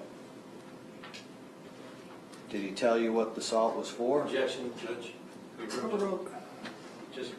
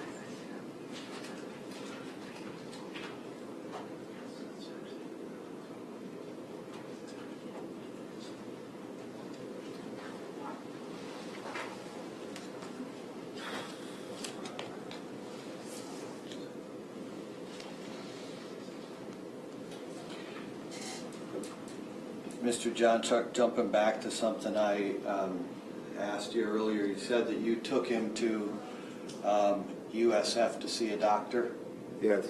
and that was around between, was it 4 and 6 years of age that he was doing that? Probably 5 and 6. 5 and 6. And they prescribed him medication? After a while, first he was getting some counseling. They talked to me and Nick, and they take him in and talk to him. And then eventually they said, Objection, what is it? they diagnosed. Whoa. Okay, you can't talk about it. That's fine. Mr. Jonchuck, let me ask you this question. And I just kind of want to get the years and stuff down. We're taking him to USF till from about 5 or 6 years old, Yes, and then he continued to go to USF till he's about 12 or 14. I'm not sure it was that long. But it was a long time. Now, once he got on the medicine, he started school. And then if he went there, it was just for them to check on him every so often. It wasn't like he kept going. Once they diagnosed him. You can't tell us that, okay? Okay. Thank you. All right. But he was taking medicine from that point on? Yes. Okay. All right, and sorry, I jumped away, and I wanted to go back and ask you a little bit before this happened. You said that John poured salt around the house and the windows. I was unaware of that at the time until I happened to be looking out one of my windows one day and I asked about that. Okay. Because I didn't get to elaborate it on it when you asked me the question.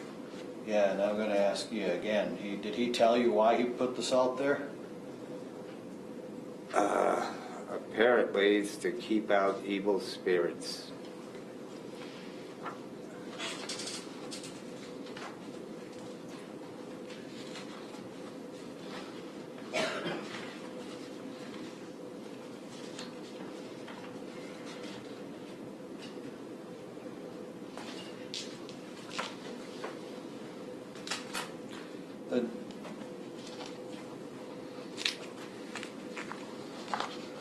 The night that this happened, Johnny and Phoebe were at your house earlier in the night. Yes.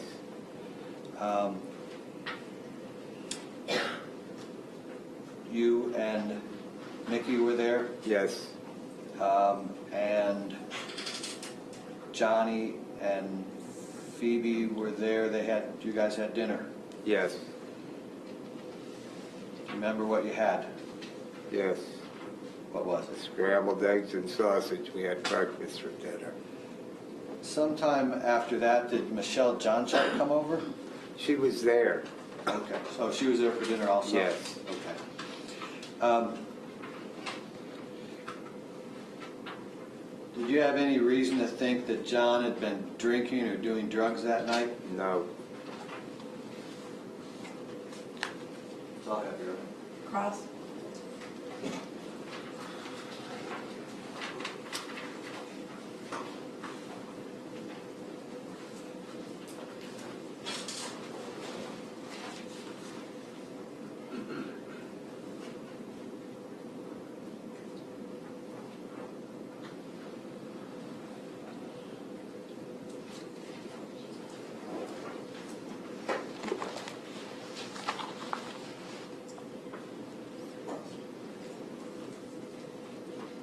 You worked a lot when the defendant was a child, right? Yes.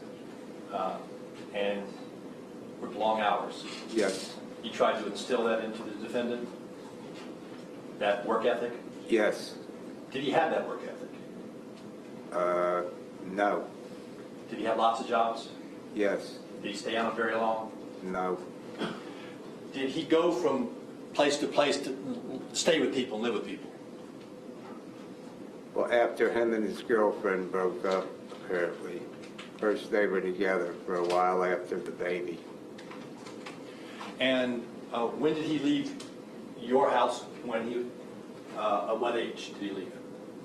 18. Why? Because he damaged my house scared my wife, and I threw him out. What do you mean damaged your house? He broke a lot of stuff in my house. So bad you had to clean it up with a shovel and Yes, a big trash can? yes. When he gets angry, he destroys things, right? Objection, relevance, and duty of approach. Yes.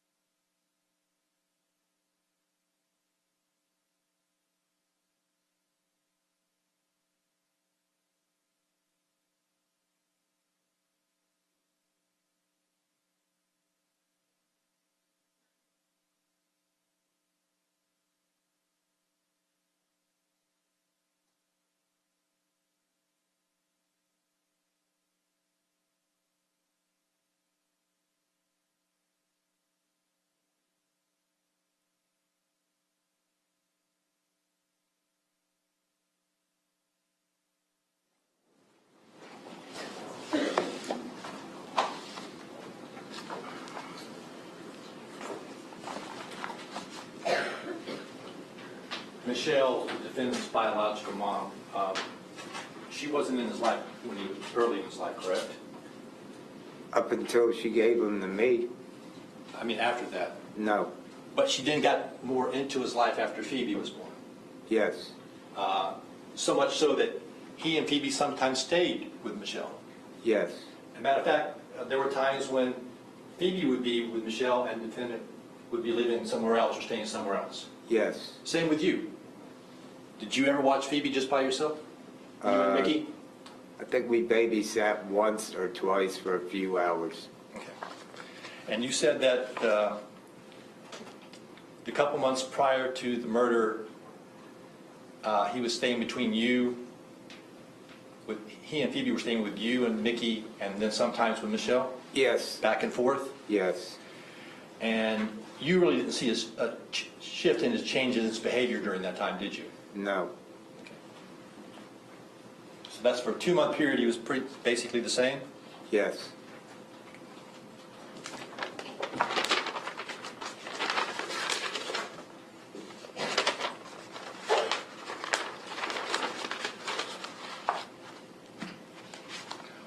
When was the last time you saw him on January 7th? Do you know what the time was? That night, I mean, this happened on the 8th, correct? Right, you had dinner, you had the sausage and eggs. Yes, Did you go to bed? yes. What time? We all went to bed, I want to say between 10 and 10:30. You think that Phoebe and the defendant were still there at 10 or 10:30? Yes, as far as I know, I want to say to the best of my recollection. Okay, that's all we can ask. Okay. Did you hear them leave? No, When you woke up the next morning, were you surprised they were not there? Yes, kind of. At that point, you did not know where he had gone or what he had done. No.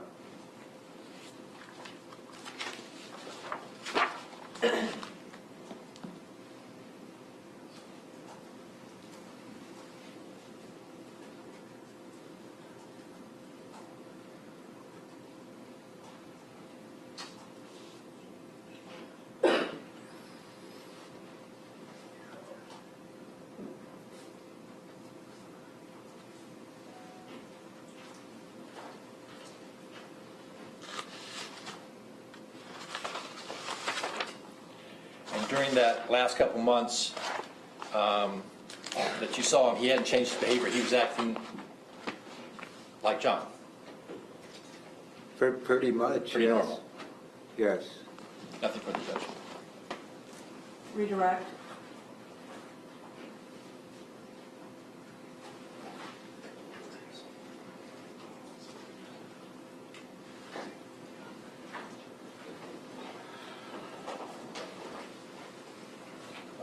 Got him all, Your Honor.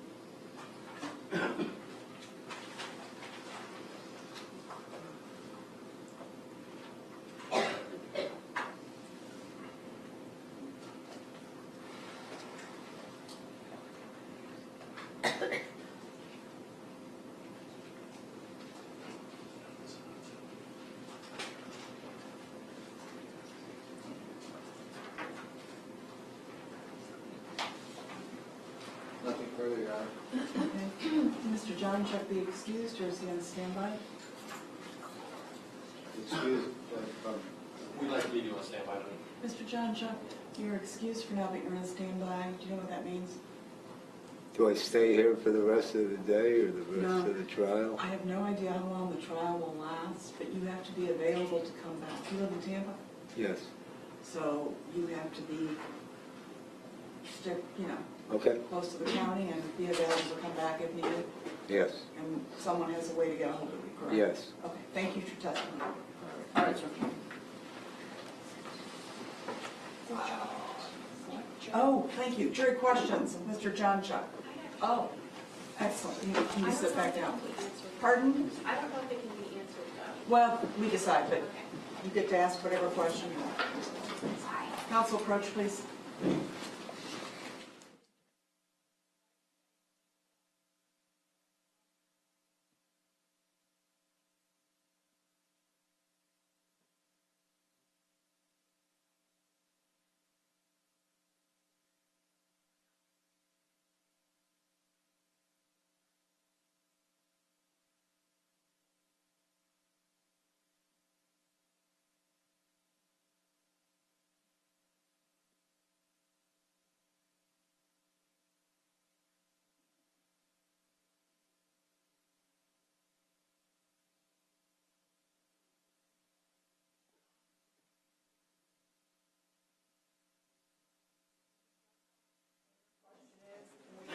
What dates he was Baker acted in the past, or what the reasons were, correct?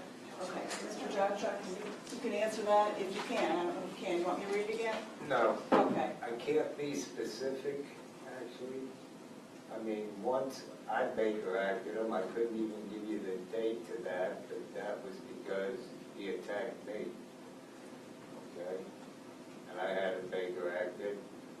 Another time, I think they Baker acted him because he stabbed himself, okay, in the arm. And then another time I know he had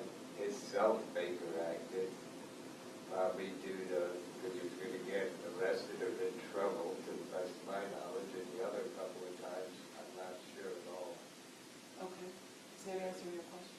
Okay. Any other questions of Mr. Jonchuck? No, ma'am. No? All right, thank you. Thank you, Just, sir. do we have Any other- one moment? Yeah.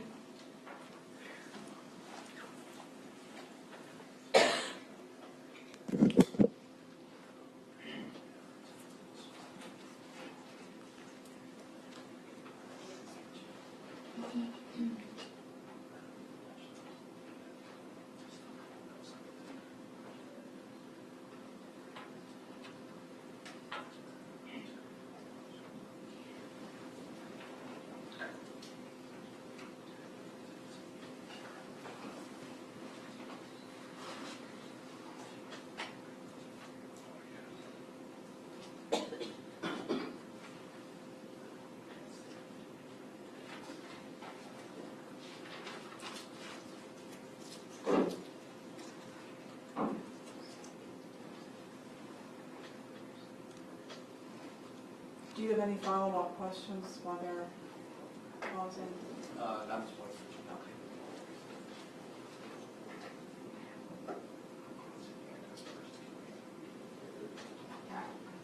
No further questions, Judge. Okay, so you're on standby? Thank you very much. That's it.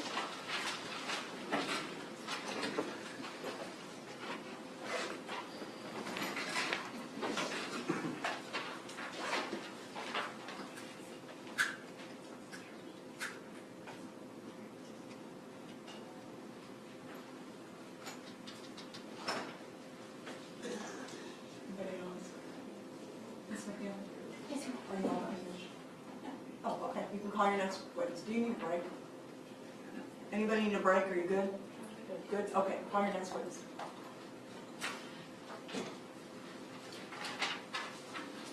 The defense calls Tara Hernandez Velez.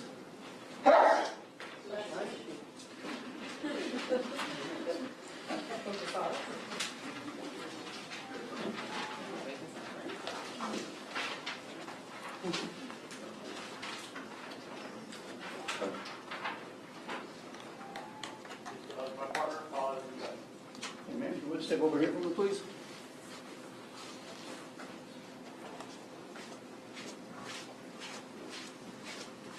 Stand right here. Over here a little more. There you go. Face this clear. Raise your right hand. Prepare to take the oath. You do solemnly swear affirm to tell the truth, the whole truth, and nothing but the truth, so help you God? I do. And now, ma'am, if you would, have a seat in the red chair. Speak in a loud and clear voice for the court, make sure you move up close to the mic. Thank you. Good afternoon. What's the name again? Let me check and make sure I got it right. Tara, is it still Hernandez? No, sir. Okay, so we get rid of the Hernandez and go with the Velez, V-E-L-E-Z? Yes, sir. Good afternoon, Ms. Velez. Good afternoon. Tell us your name, please. Tara Velez? All right. Perhaps we should give a little background here. Did your name used to have Hernandez in it? Yes, it was Tara Hernandez. It's now Tara Velez. Okay. And I assume that has something to do with whether you're married or not married now? Correct. Okay. We don't need to know. But just a little bit of background. How old are you, ma'am? 41, sir. And where do you live? South Tampa. Just South Tampa? Yes. Okay. Have you lived in Tampa for a long time? Yes, I've been in South Tampa for over 25 years now. Okay. And were you living in South Tampa? Well, just give us an idea of what kind of work you do. Right now, I'm a property manager. Okay.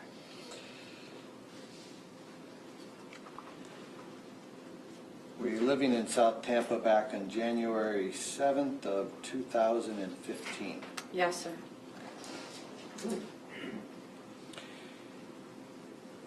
You have been listed as a witness in the case of the state of Florida versus John Jonchuck Jr.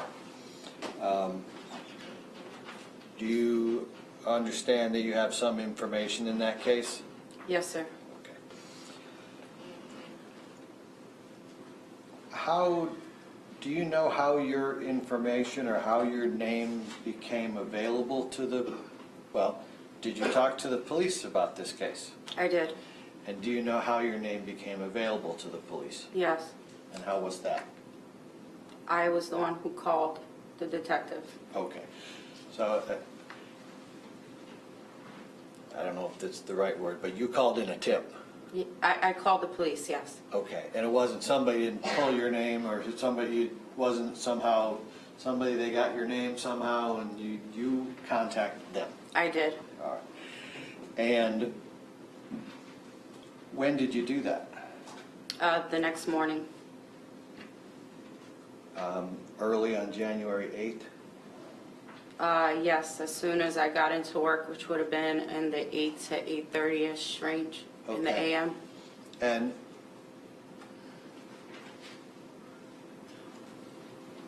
when you got to work, did you learn something had happened? Yes. And what did you learn had happened?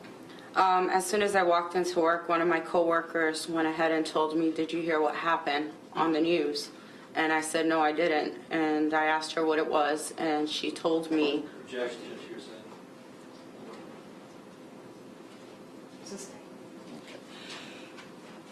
What I can't do is ask you what someone else said. Okay, I was getting to it. That's all right. You heard that something horrible had happened the night before. And I went ahead and I looked on the news Okay. on my computer. And what did you do after that? I went ahead and I called 911. Okay.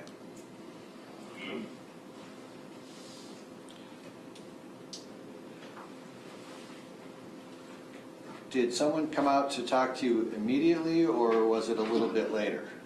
No, I was in contact with them, told them what I knew, what I seen, and then afterwards, I received notice to go down to the state attorney's office. Okay.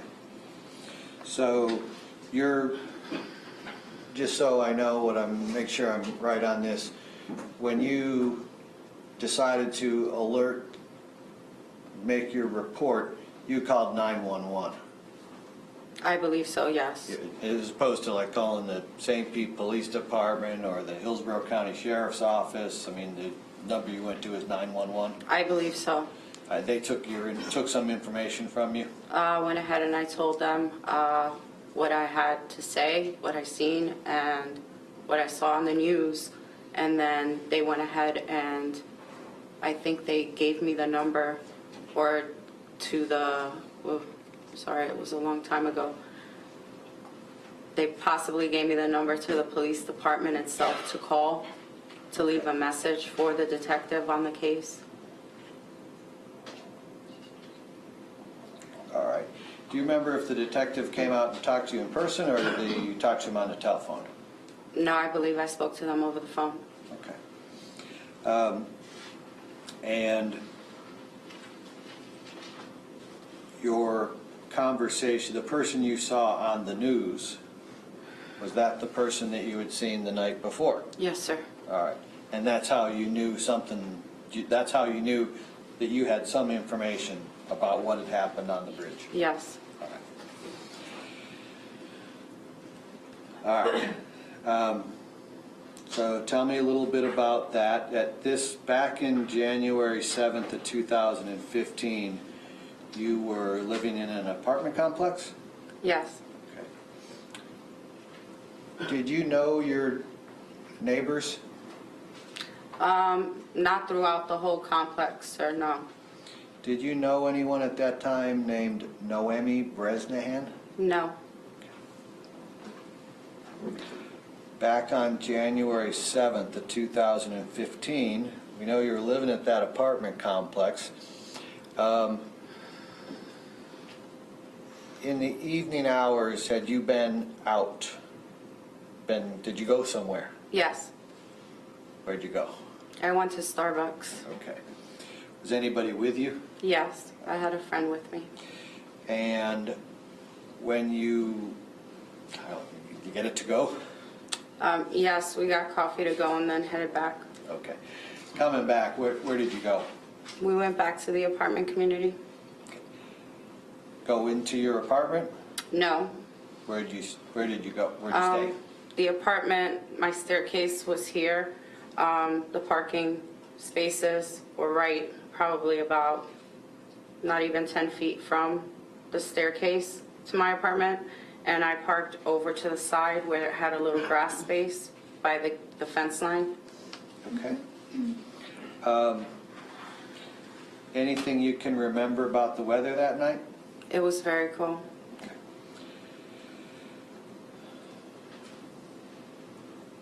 That stairway that you talked about, anything special about that staircase? Yes, it goes only to my apartment. Nobody else's? No.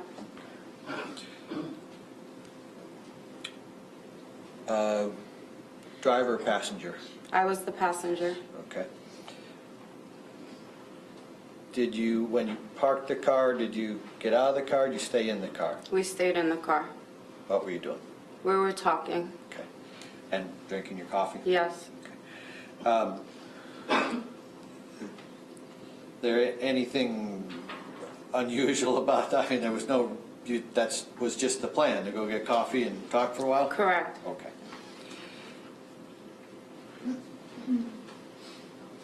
What did you see? I seen a man walking with a little girl pacing back and forth in front of my staircase.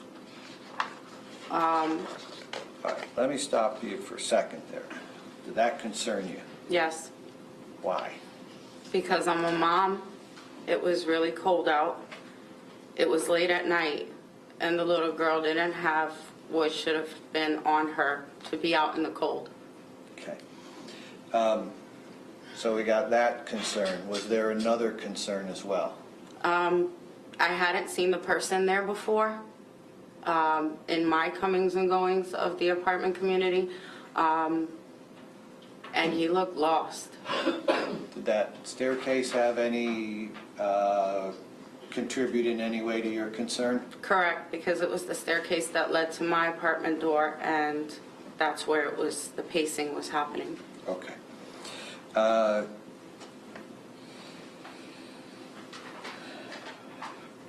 Pacing back and forth? Yes, Okay. Little girl, was there a little girl with him? yes. Okay, I know I'm going over this, but I got to make sure we get it all out there. Were they, what could you tell us about, as far as the guy pacing back and forth, the little girl being there? Was he holding her, carrying her, walking her? Tell me what you saw. Holding her hand? Okay. Was she walking with him as they went back and Yes. forth? All right. Do you remember what she was wearing? Shorts. It looked like a light, very, very thin sweater, and socks. Shoes? No shoes. I don't need a full description, but were you dressed appropriately for that weather? Yes. What were you wearing? I had on pants and a shirt, but I was in the car with the heater on, so. Okay. How long do you think you saw this happen? It couldn't have been more than 5 minutes. Pacing back and forth the whole time? Yes. Ever stop? No. You ever see him knock on a door or anything? No. You ever hear him call out or anything? No.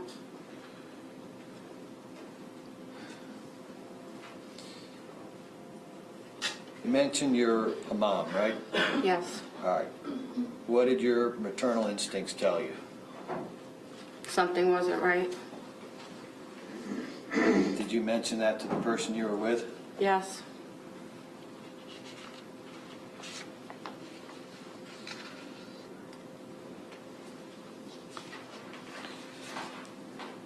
You mentioned you're in the parking lot of the apartment complex. Street lights, Yes. well lit. Very.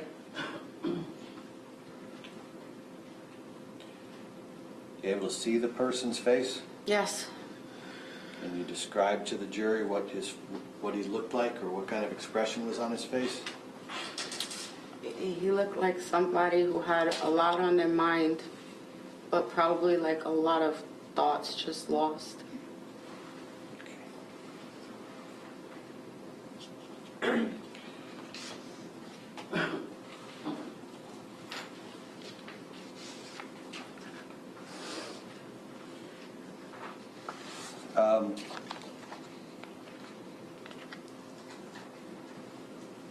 Have like a clueless look? Kind of clueless, yes, I would say. And you had a chance to talk to people about this case before. Anything else you could tell us about that look? Like he was he in the here and now, or did it look like he just was not all there? Just an ask and answer. On those grounds overall. I would say that he had the look on his face of somebody who had Just some objective speculation. Try something else. Lack of foundation. No. Go ahead. Go ahead. You can tell us what you saw. I don't, okay. And if you've told us all you can tell us, that you can just tell us I don't know anymore. No, he looked like somebody who had 1,000 thoughts running through their head. Just didn't know where to start, just lost. Thank you. And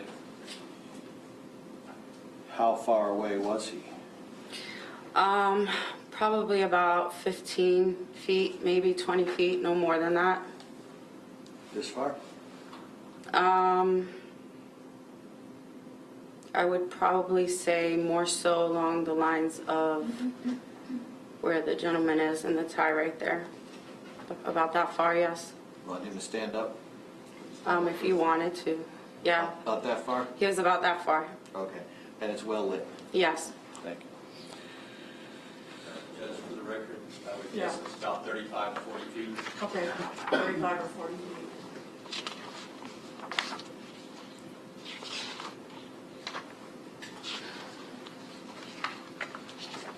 Did you have any difficulty seeing him? No, It was clear. You could clearly see him? yes.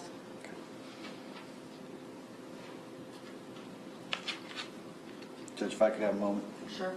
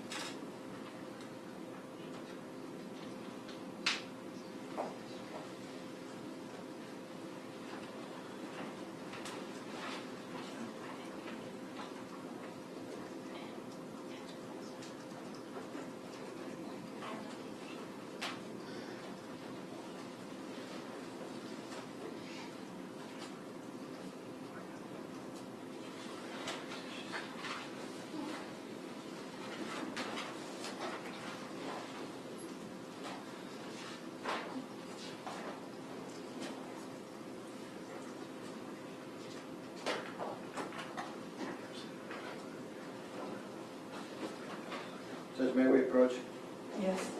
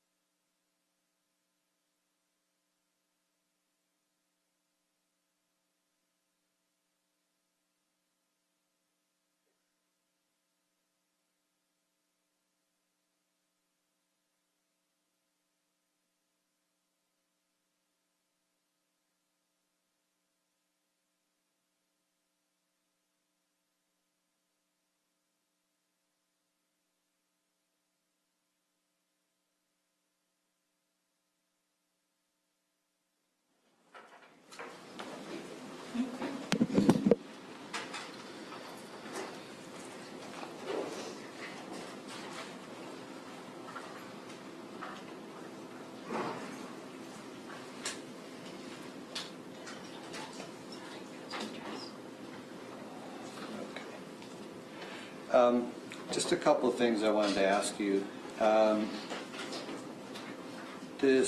When you went to Starbucks, do you know about what time it was? I want to say it was probably between 10 and 11. Okay, and are you sure, or are you just guessing, or do you know? No, I'm not guessing. I know it was between that time, more or less. I'm trying to say that more if you want specifics, maybe 10:45-ish, maybe a little bit before. Okay, that's fine. Okay.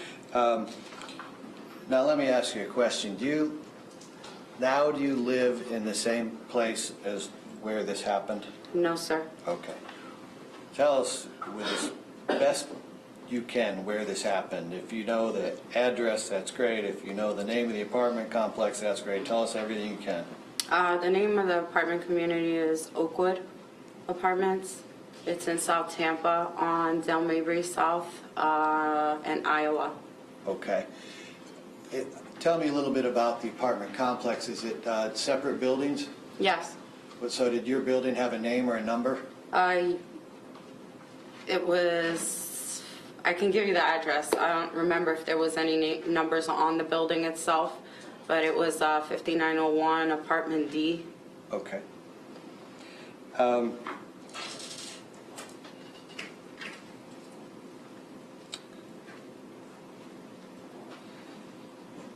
I just wanted to clear up one thing. You advised us that you saw the person from the distance of where you're sitting to where the man in the tie is, correct? Just about.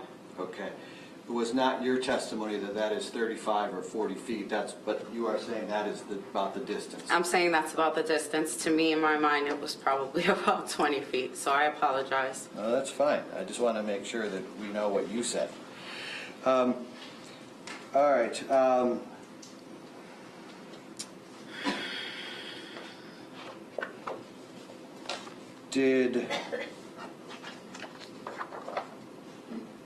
You mentioned to your friend while this was going on that something seemed weird, right?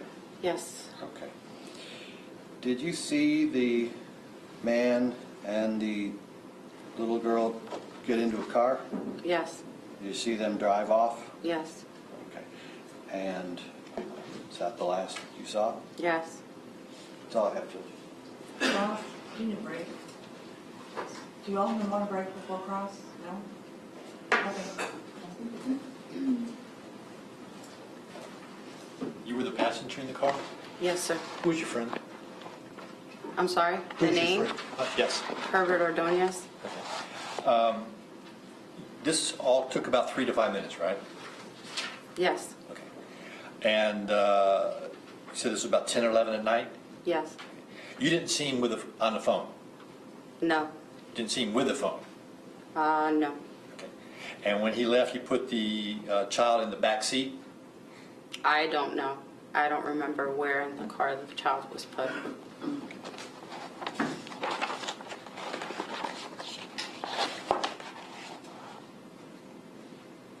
Do you remember giving a deposition in this case? Yes. And would referring to that deposition help you recall what you said? It was a long time ago, so possibly. I approach the deposition. Looking at page 6, from 19 to 25. I approach it. You would read to yourself lines 19 to 25.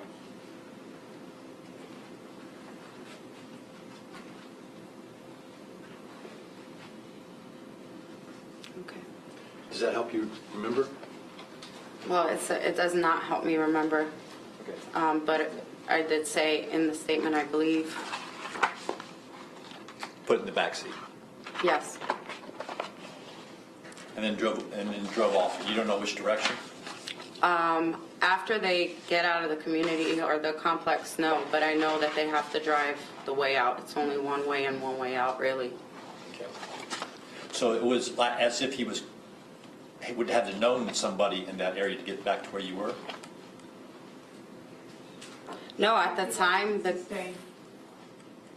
That's for the judge. Anything further? No, you're not. Okay. Can Ms. Velez be excused? Stand by. She can be excused, Judge. Excuse, Judge. Okay, thank you for your Thank you. testimony. You're excused.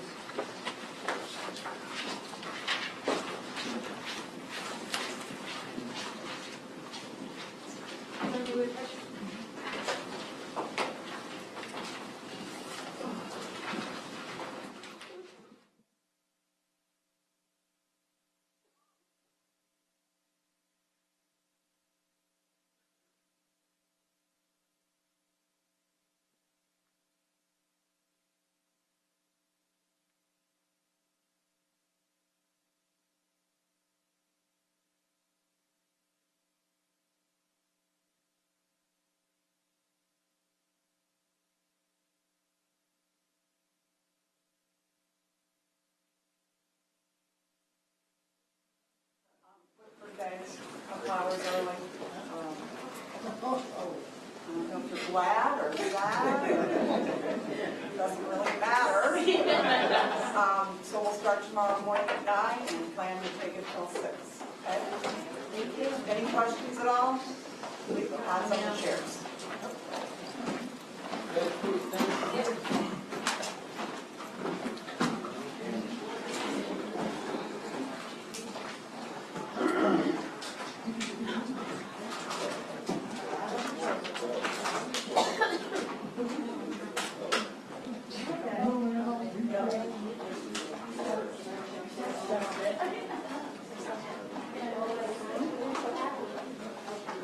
That's good.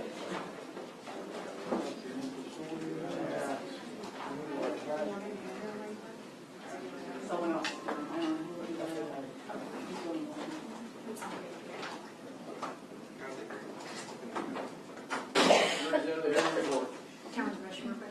Yeah.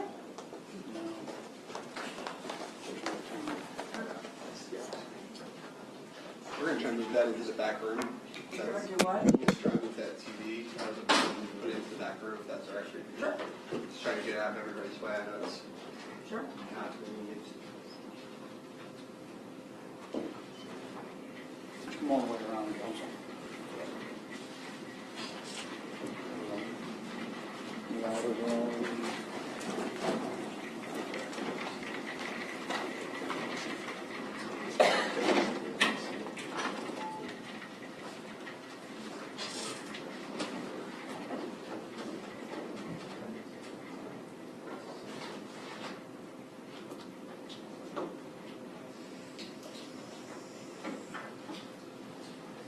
You did say jury is hearing in court, didn't it? No. Didn't? I did. I may not have heard it, could have heard what was said. So you don't know whether you said it, and I don't know whether I heard it.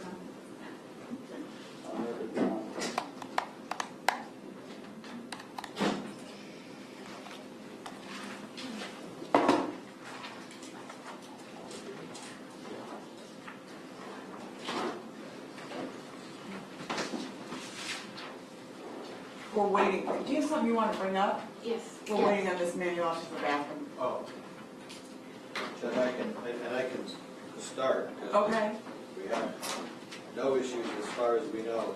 Judge, tomorrow we have four, well, actually, now we're down to 3 in the morning because we just called in Hernandez early. We have the attorney. We are trying to get Father Bill Swengros, and then Valerie Mallory, who is a witness at another one of the churches that he went to. So we have those 3 people. I've spoken personally to Genevieve Torres, so we know we have her first thing in the morning. Is she coming at 9 o'clock? Is she your first witness? I think I asked her to come at 9, yes, Judge. Okay. I'll be texting her tonight to tell All her right. that's the appropriate time. We believe that Michelle Jonchuck, she was sick today, so that's why we couldn't bring her in. We can use her tomorrow at any time. Well, she has court Well, at 9 after. She has court in Tampa, so we can't, after she's done from court, she can't come here. Okay. As far as tomorrow afternoon, we have Dr. Hernandez, the treating psychiatrist from the Pinellas County Jail. We've asked our witnesses from Gainesville to drive down tomorrow morning so that they can be here. And we hope to talk to them at lunchtime, and we would then be calling 2 doctors and his forensic case manager, Heather Davis. So we have lined up for Thursday afternoon.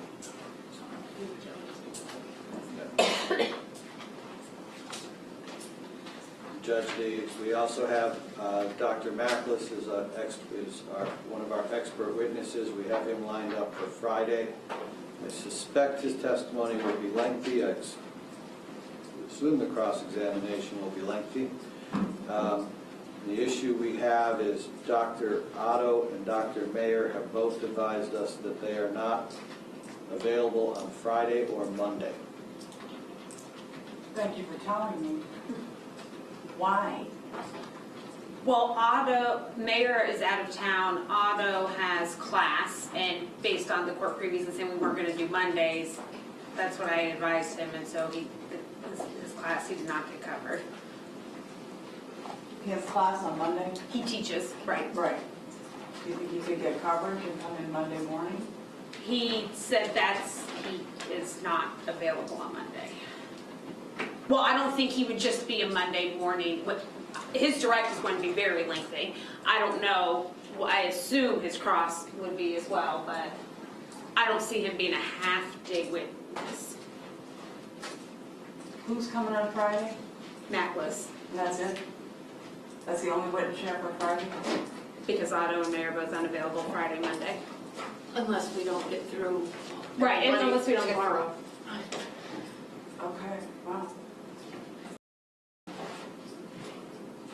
All right, so then Tuesday is out, Right, and then what would be left? just Mayor, He would be Tuesday too. depending on how long Otto lasts, he's available starting Tuesday. Okay, so the defense will possibly finish up their case on Tuesday. That would be an accurate statement.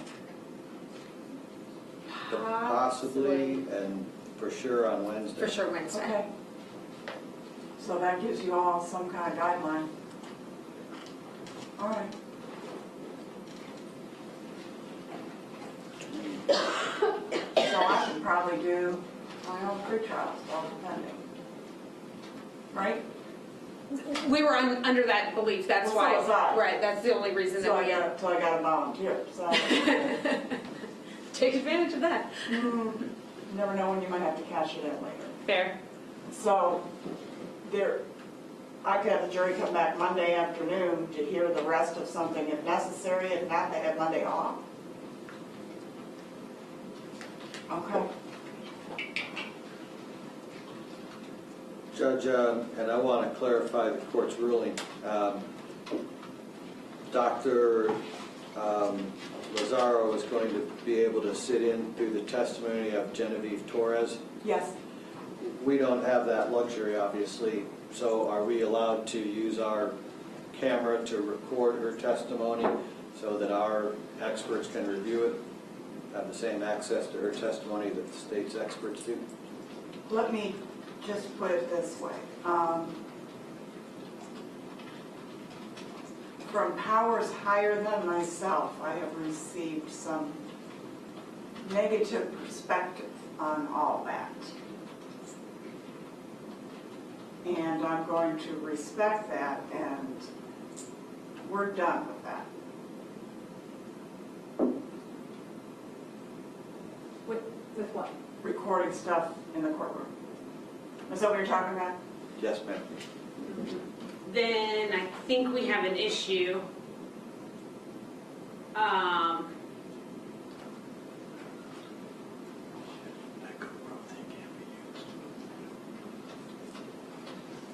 What issue? We had discussed moving to exclude experts from the courtroom altogether due to the great expense that it would cost the taxpayers of Pinellas County to pay for 5 doctors to sit through days and days and days of testimony between, how many hundreds of dollars an hour? And so we did not make that motion based on the court's ruling that we could videotape, because obviously then if we needed to play something back, that would save the issue of them having to testify. There are issues involved in that that I didn't correctly evaluate. Could we have some insight? No, So the court should sui sponte change in the I am. ruling? I am.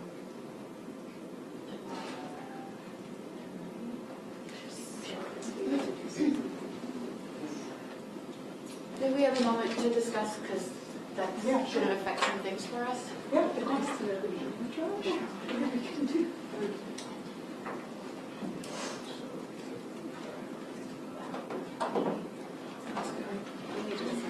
Judge, can we go in the back room? Yeah. And can Mr. Jonchuck be taken to the back room? It's up to the deputy, but can you take him to the back room? I guess you can. Never mind, I'll stay with him. You guys discuss. That's okay. Oh, wait a minute, don't jump the gun. Can you take Mr. Jonchuck in the back room? Can. Can. Clear that room. Yeah, okay. You can go. I need an available deputy to step in the courtroom too. We're going to step outside while they do that, if that's right. Okay, and I'll step outside. We're good. Deputy McLean, you want to stay in the courtroom? Yes, sir. Give me disregard, I got Deputy McLean. Stand by when we get it How long do you set think you're going to need so I know? I don't think that we need to necessarily, but we just didn't want to leave him alone. So he. Okay, well, how long do you need? So I'll just, for a recess to talk about it. up. Counsel, do you need him to be part of your discussion? No, he can just go in We can that just- back room. All right. Okay, but how long do you need? 10 minutes probably. 10 minutes? Okay, so we'll reconvene in 4:20. All rise. Court being recessed for 10 minutes according to the courtroom clock.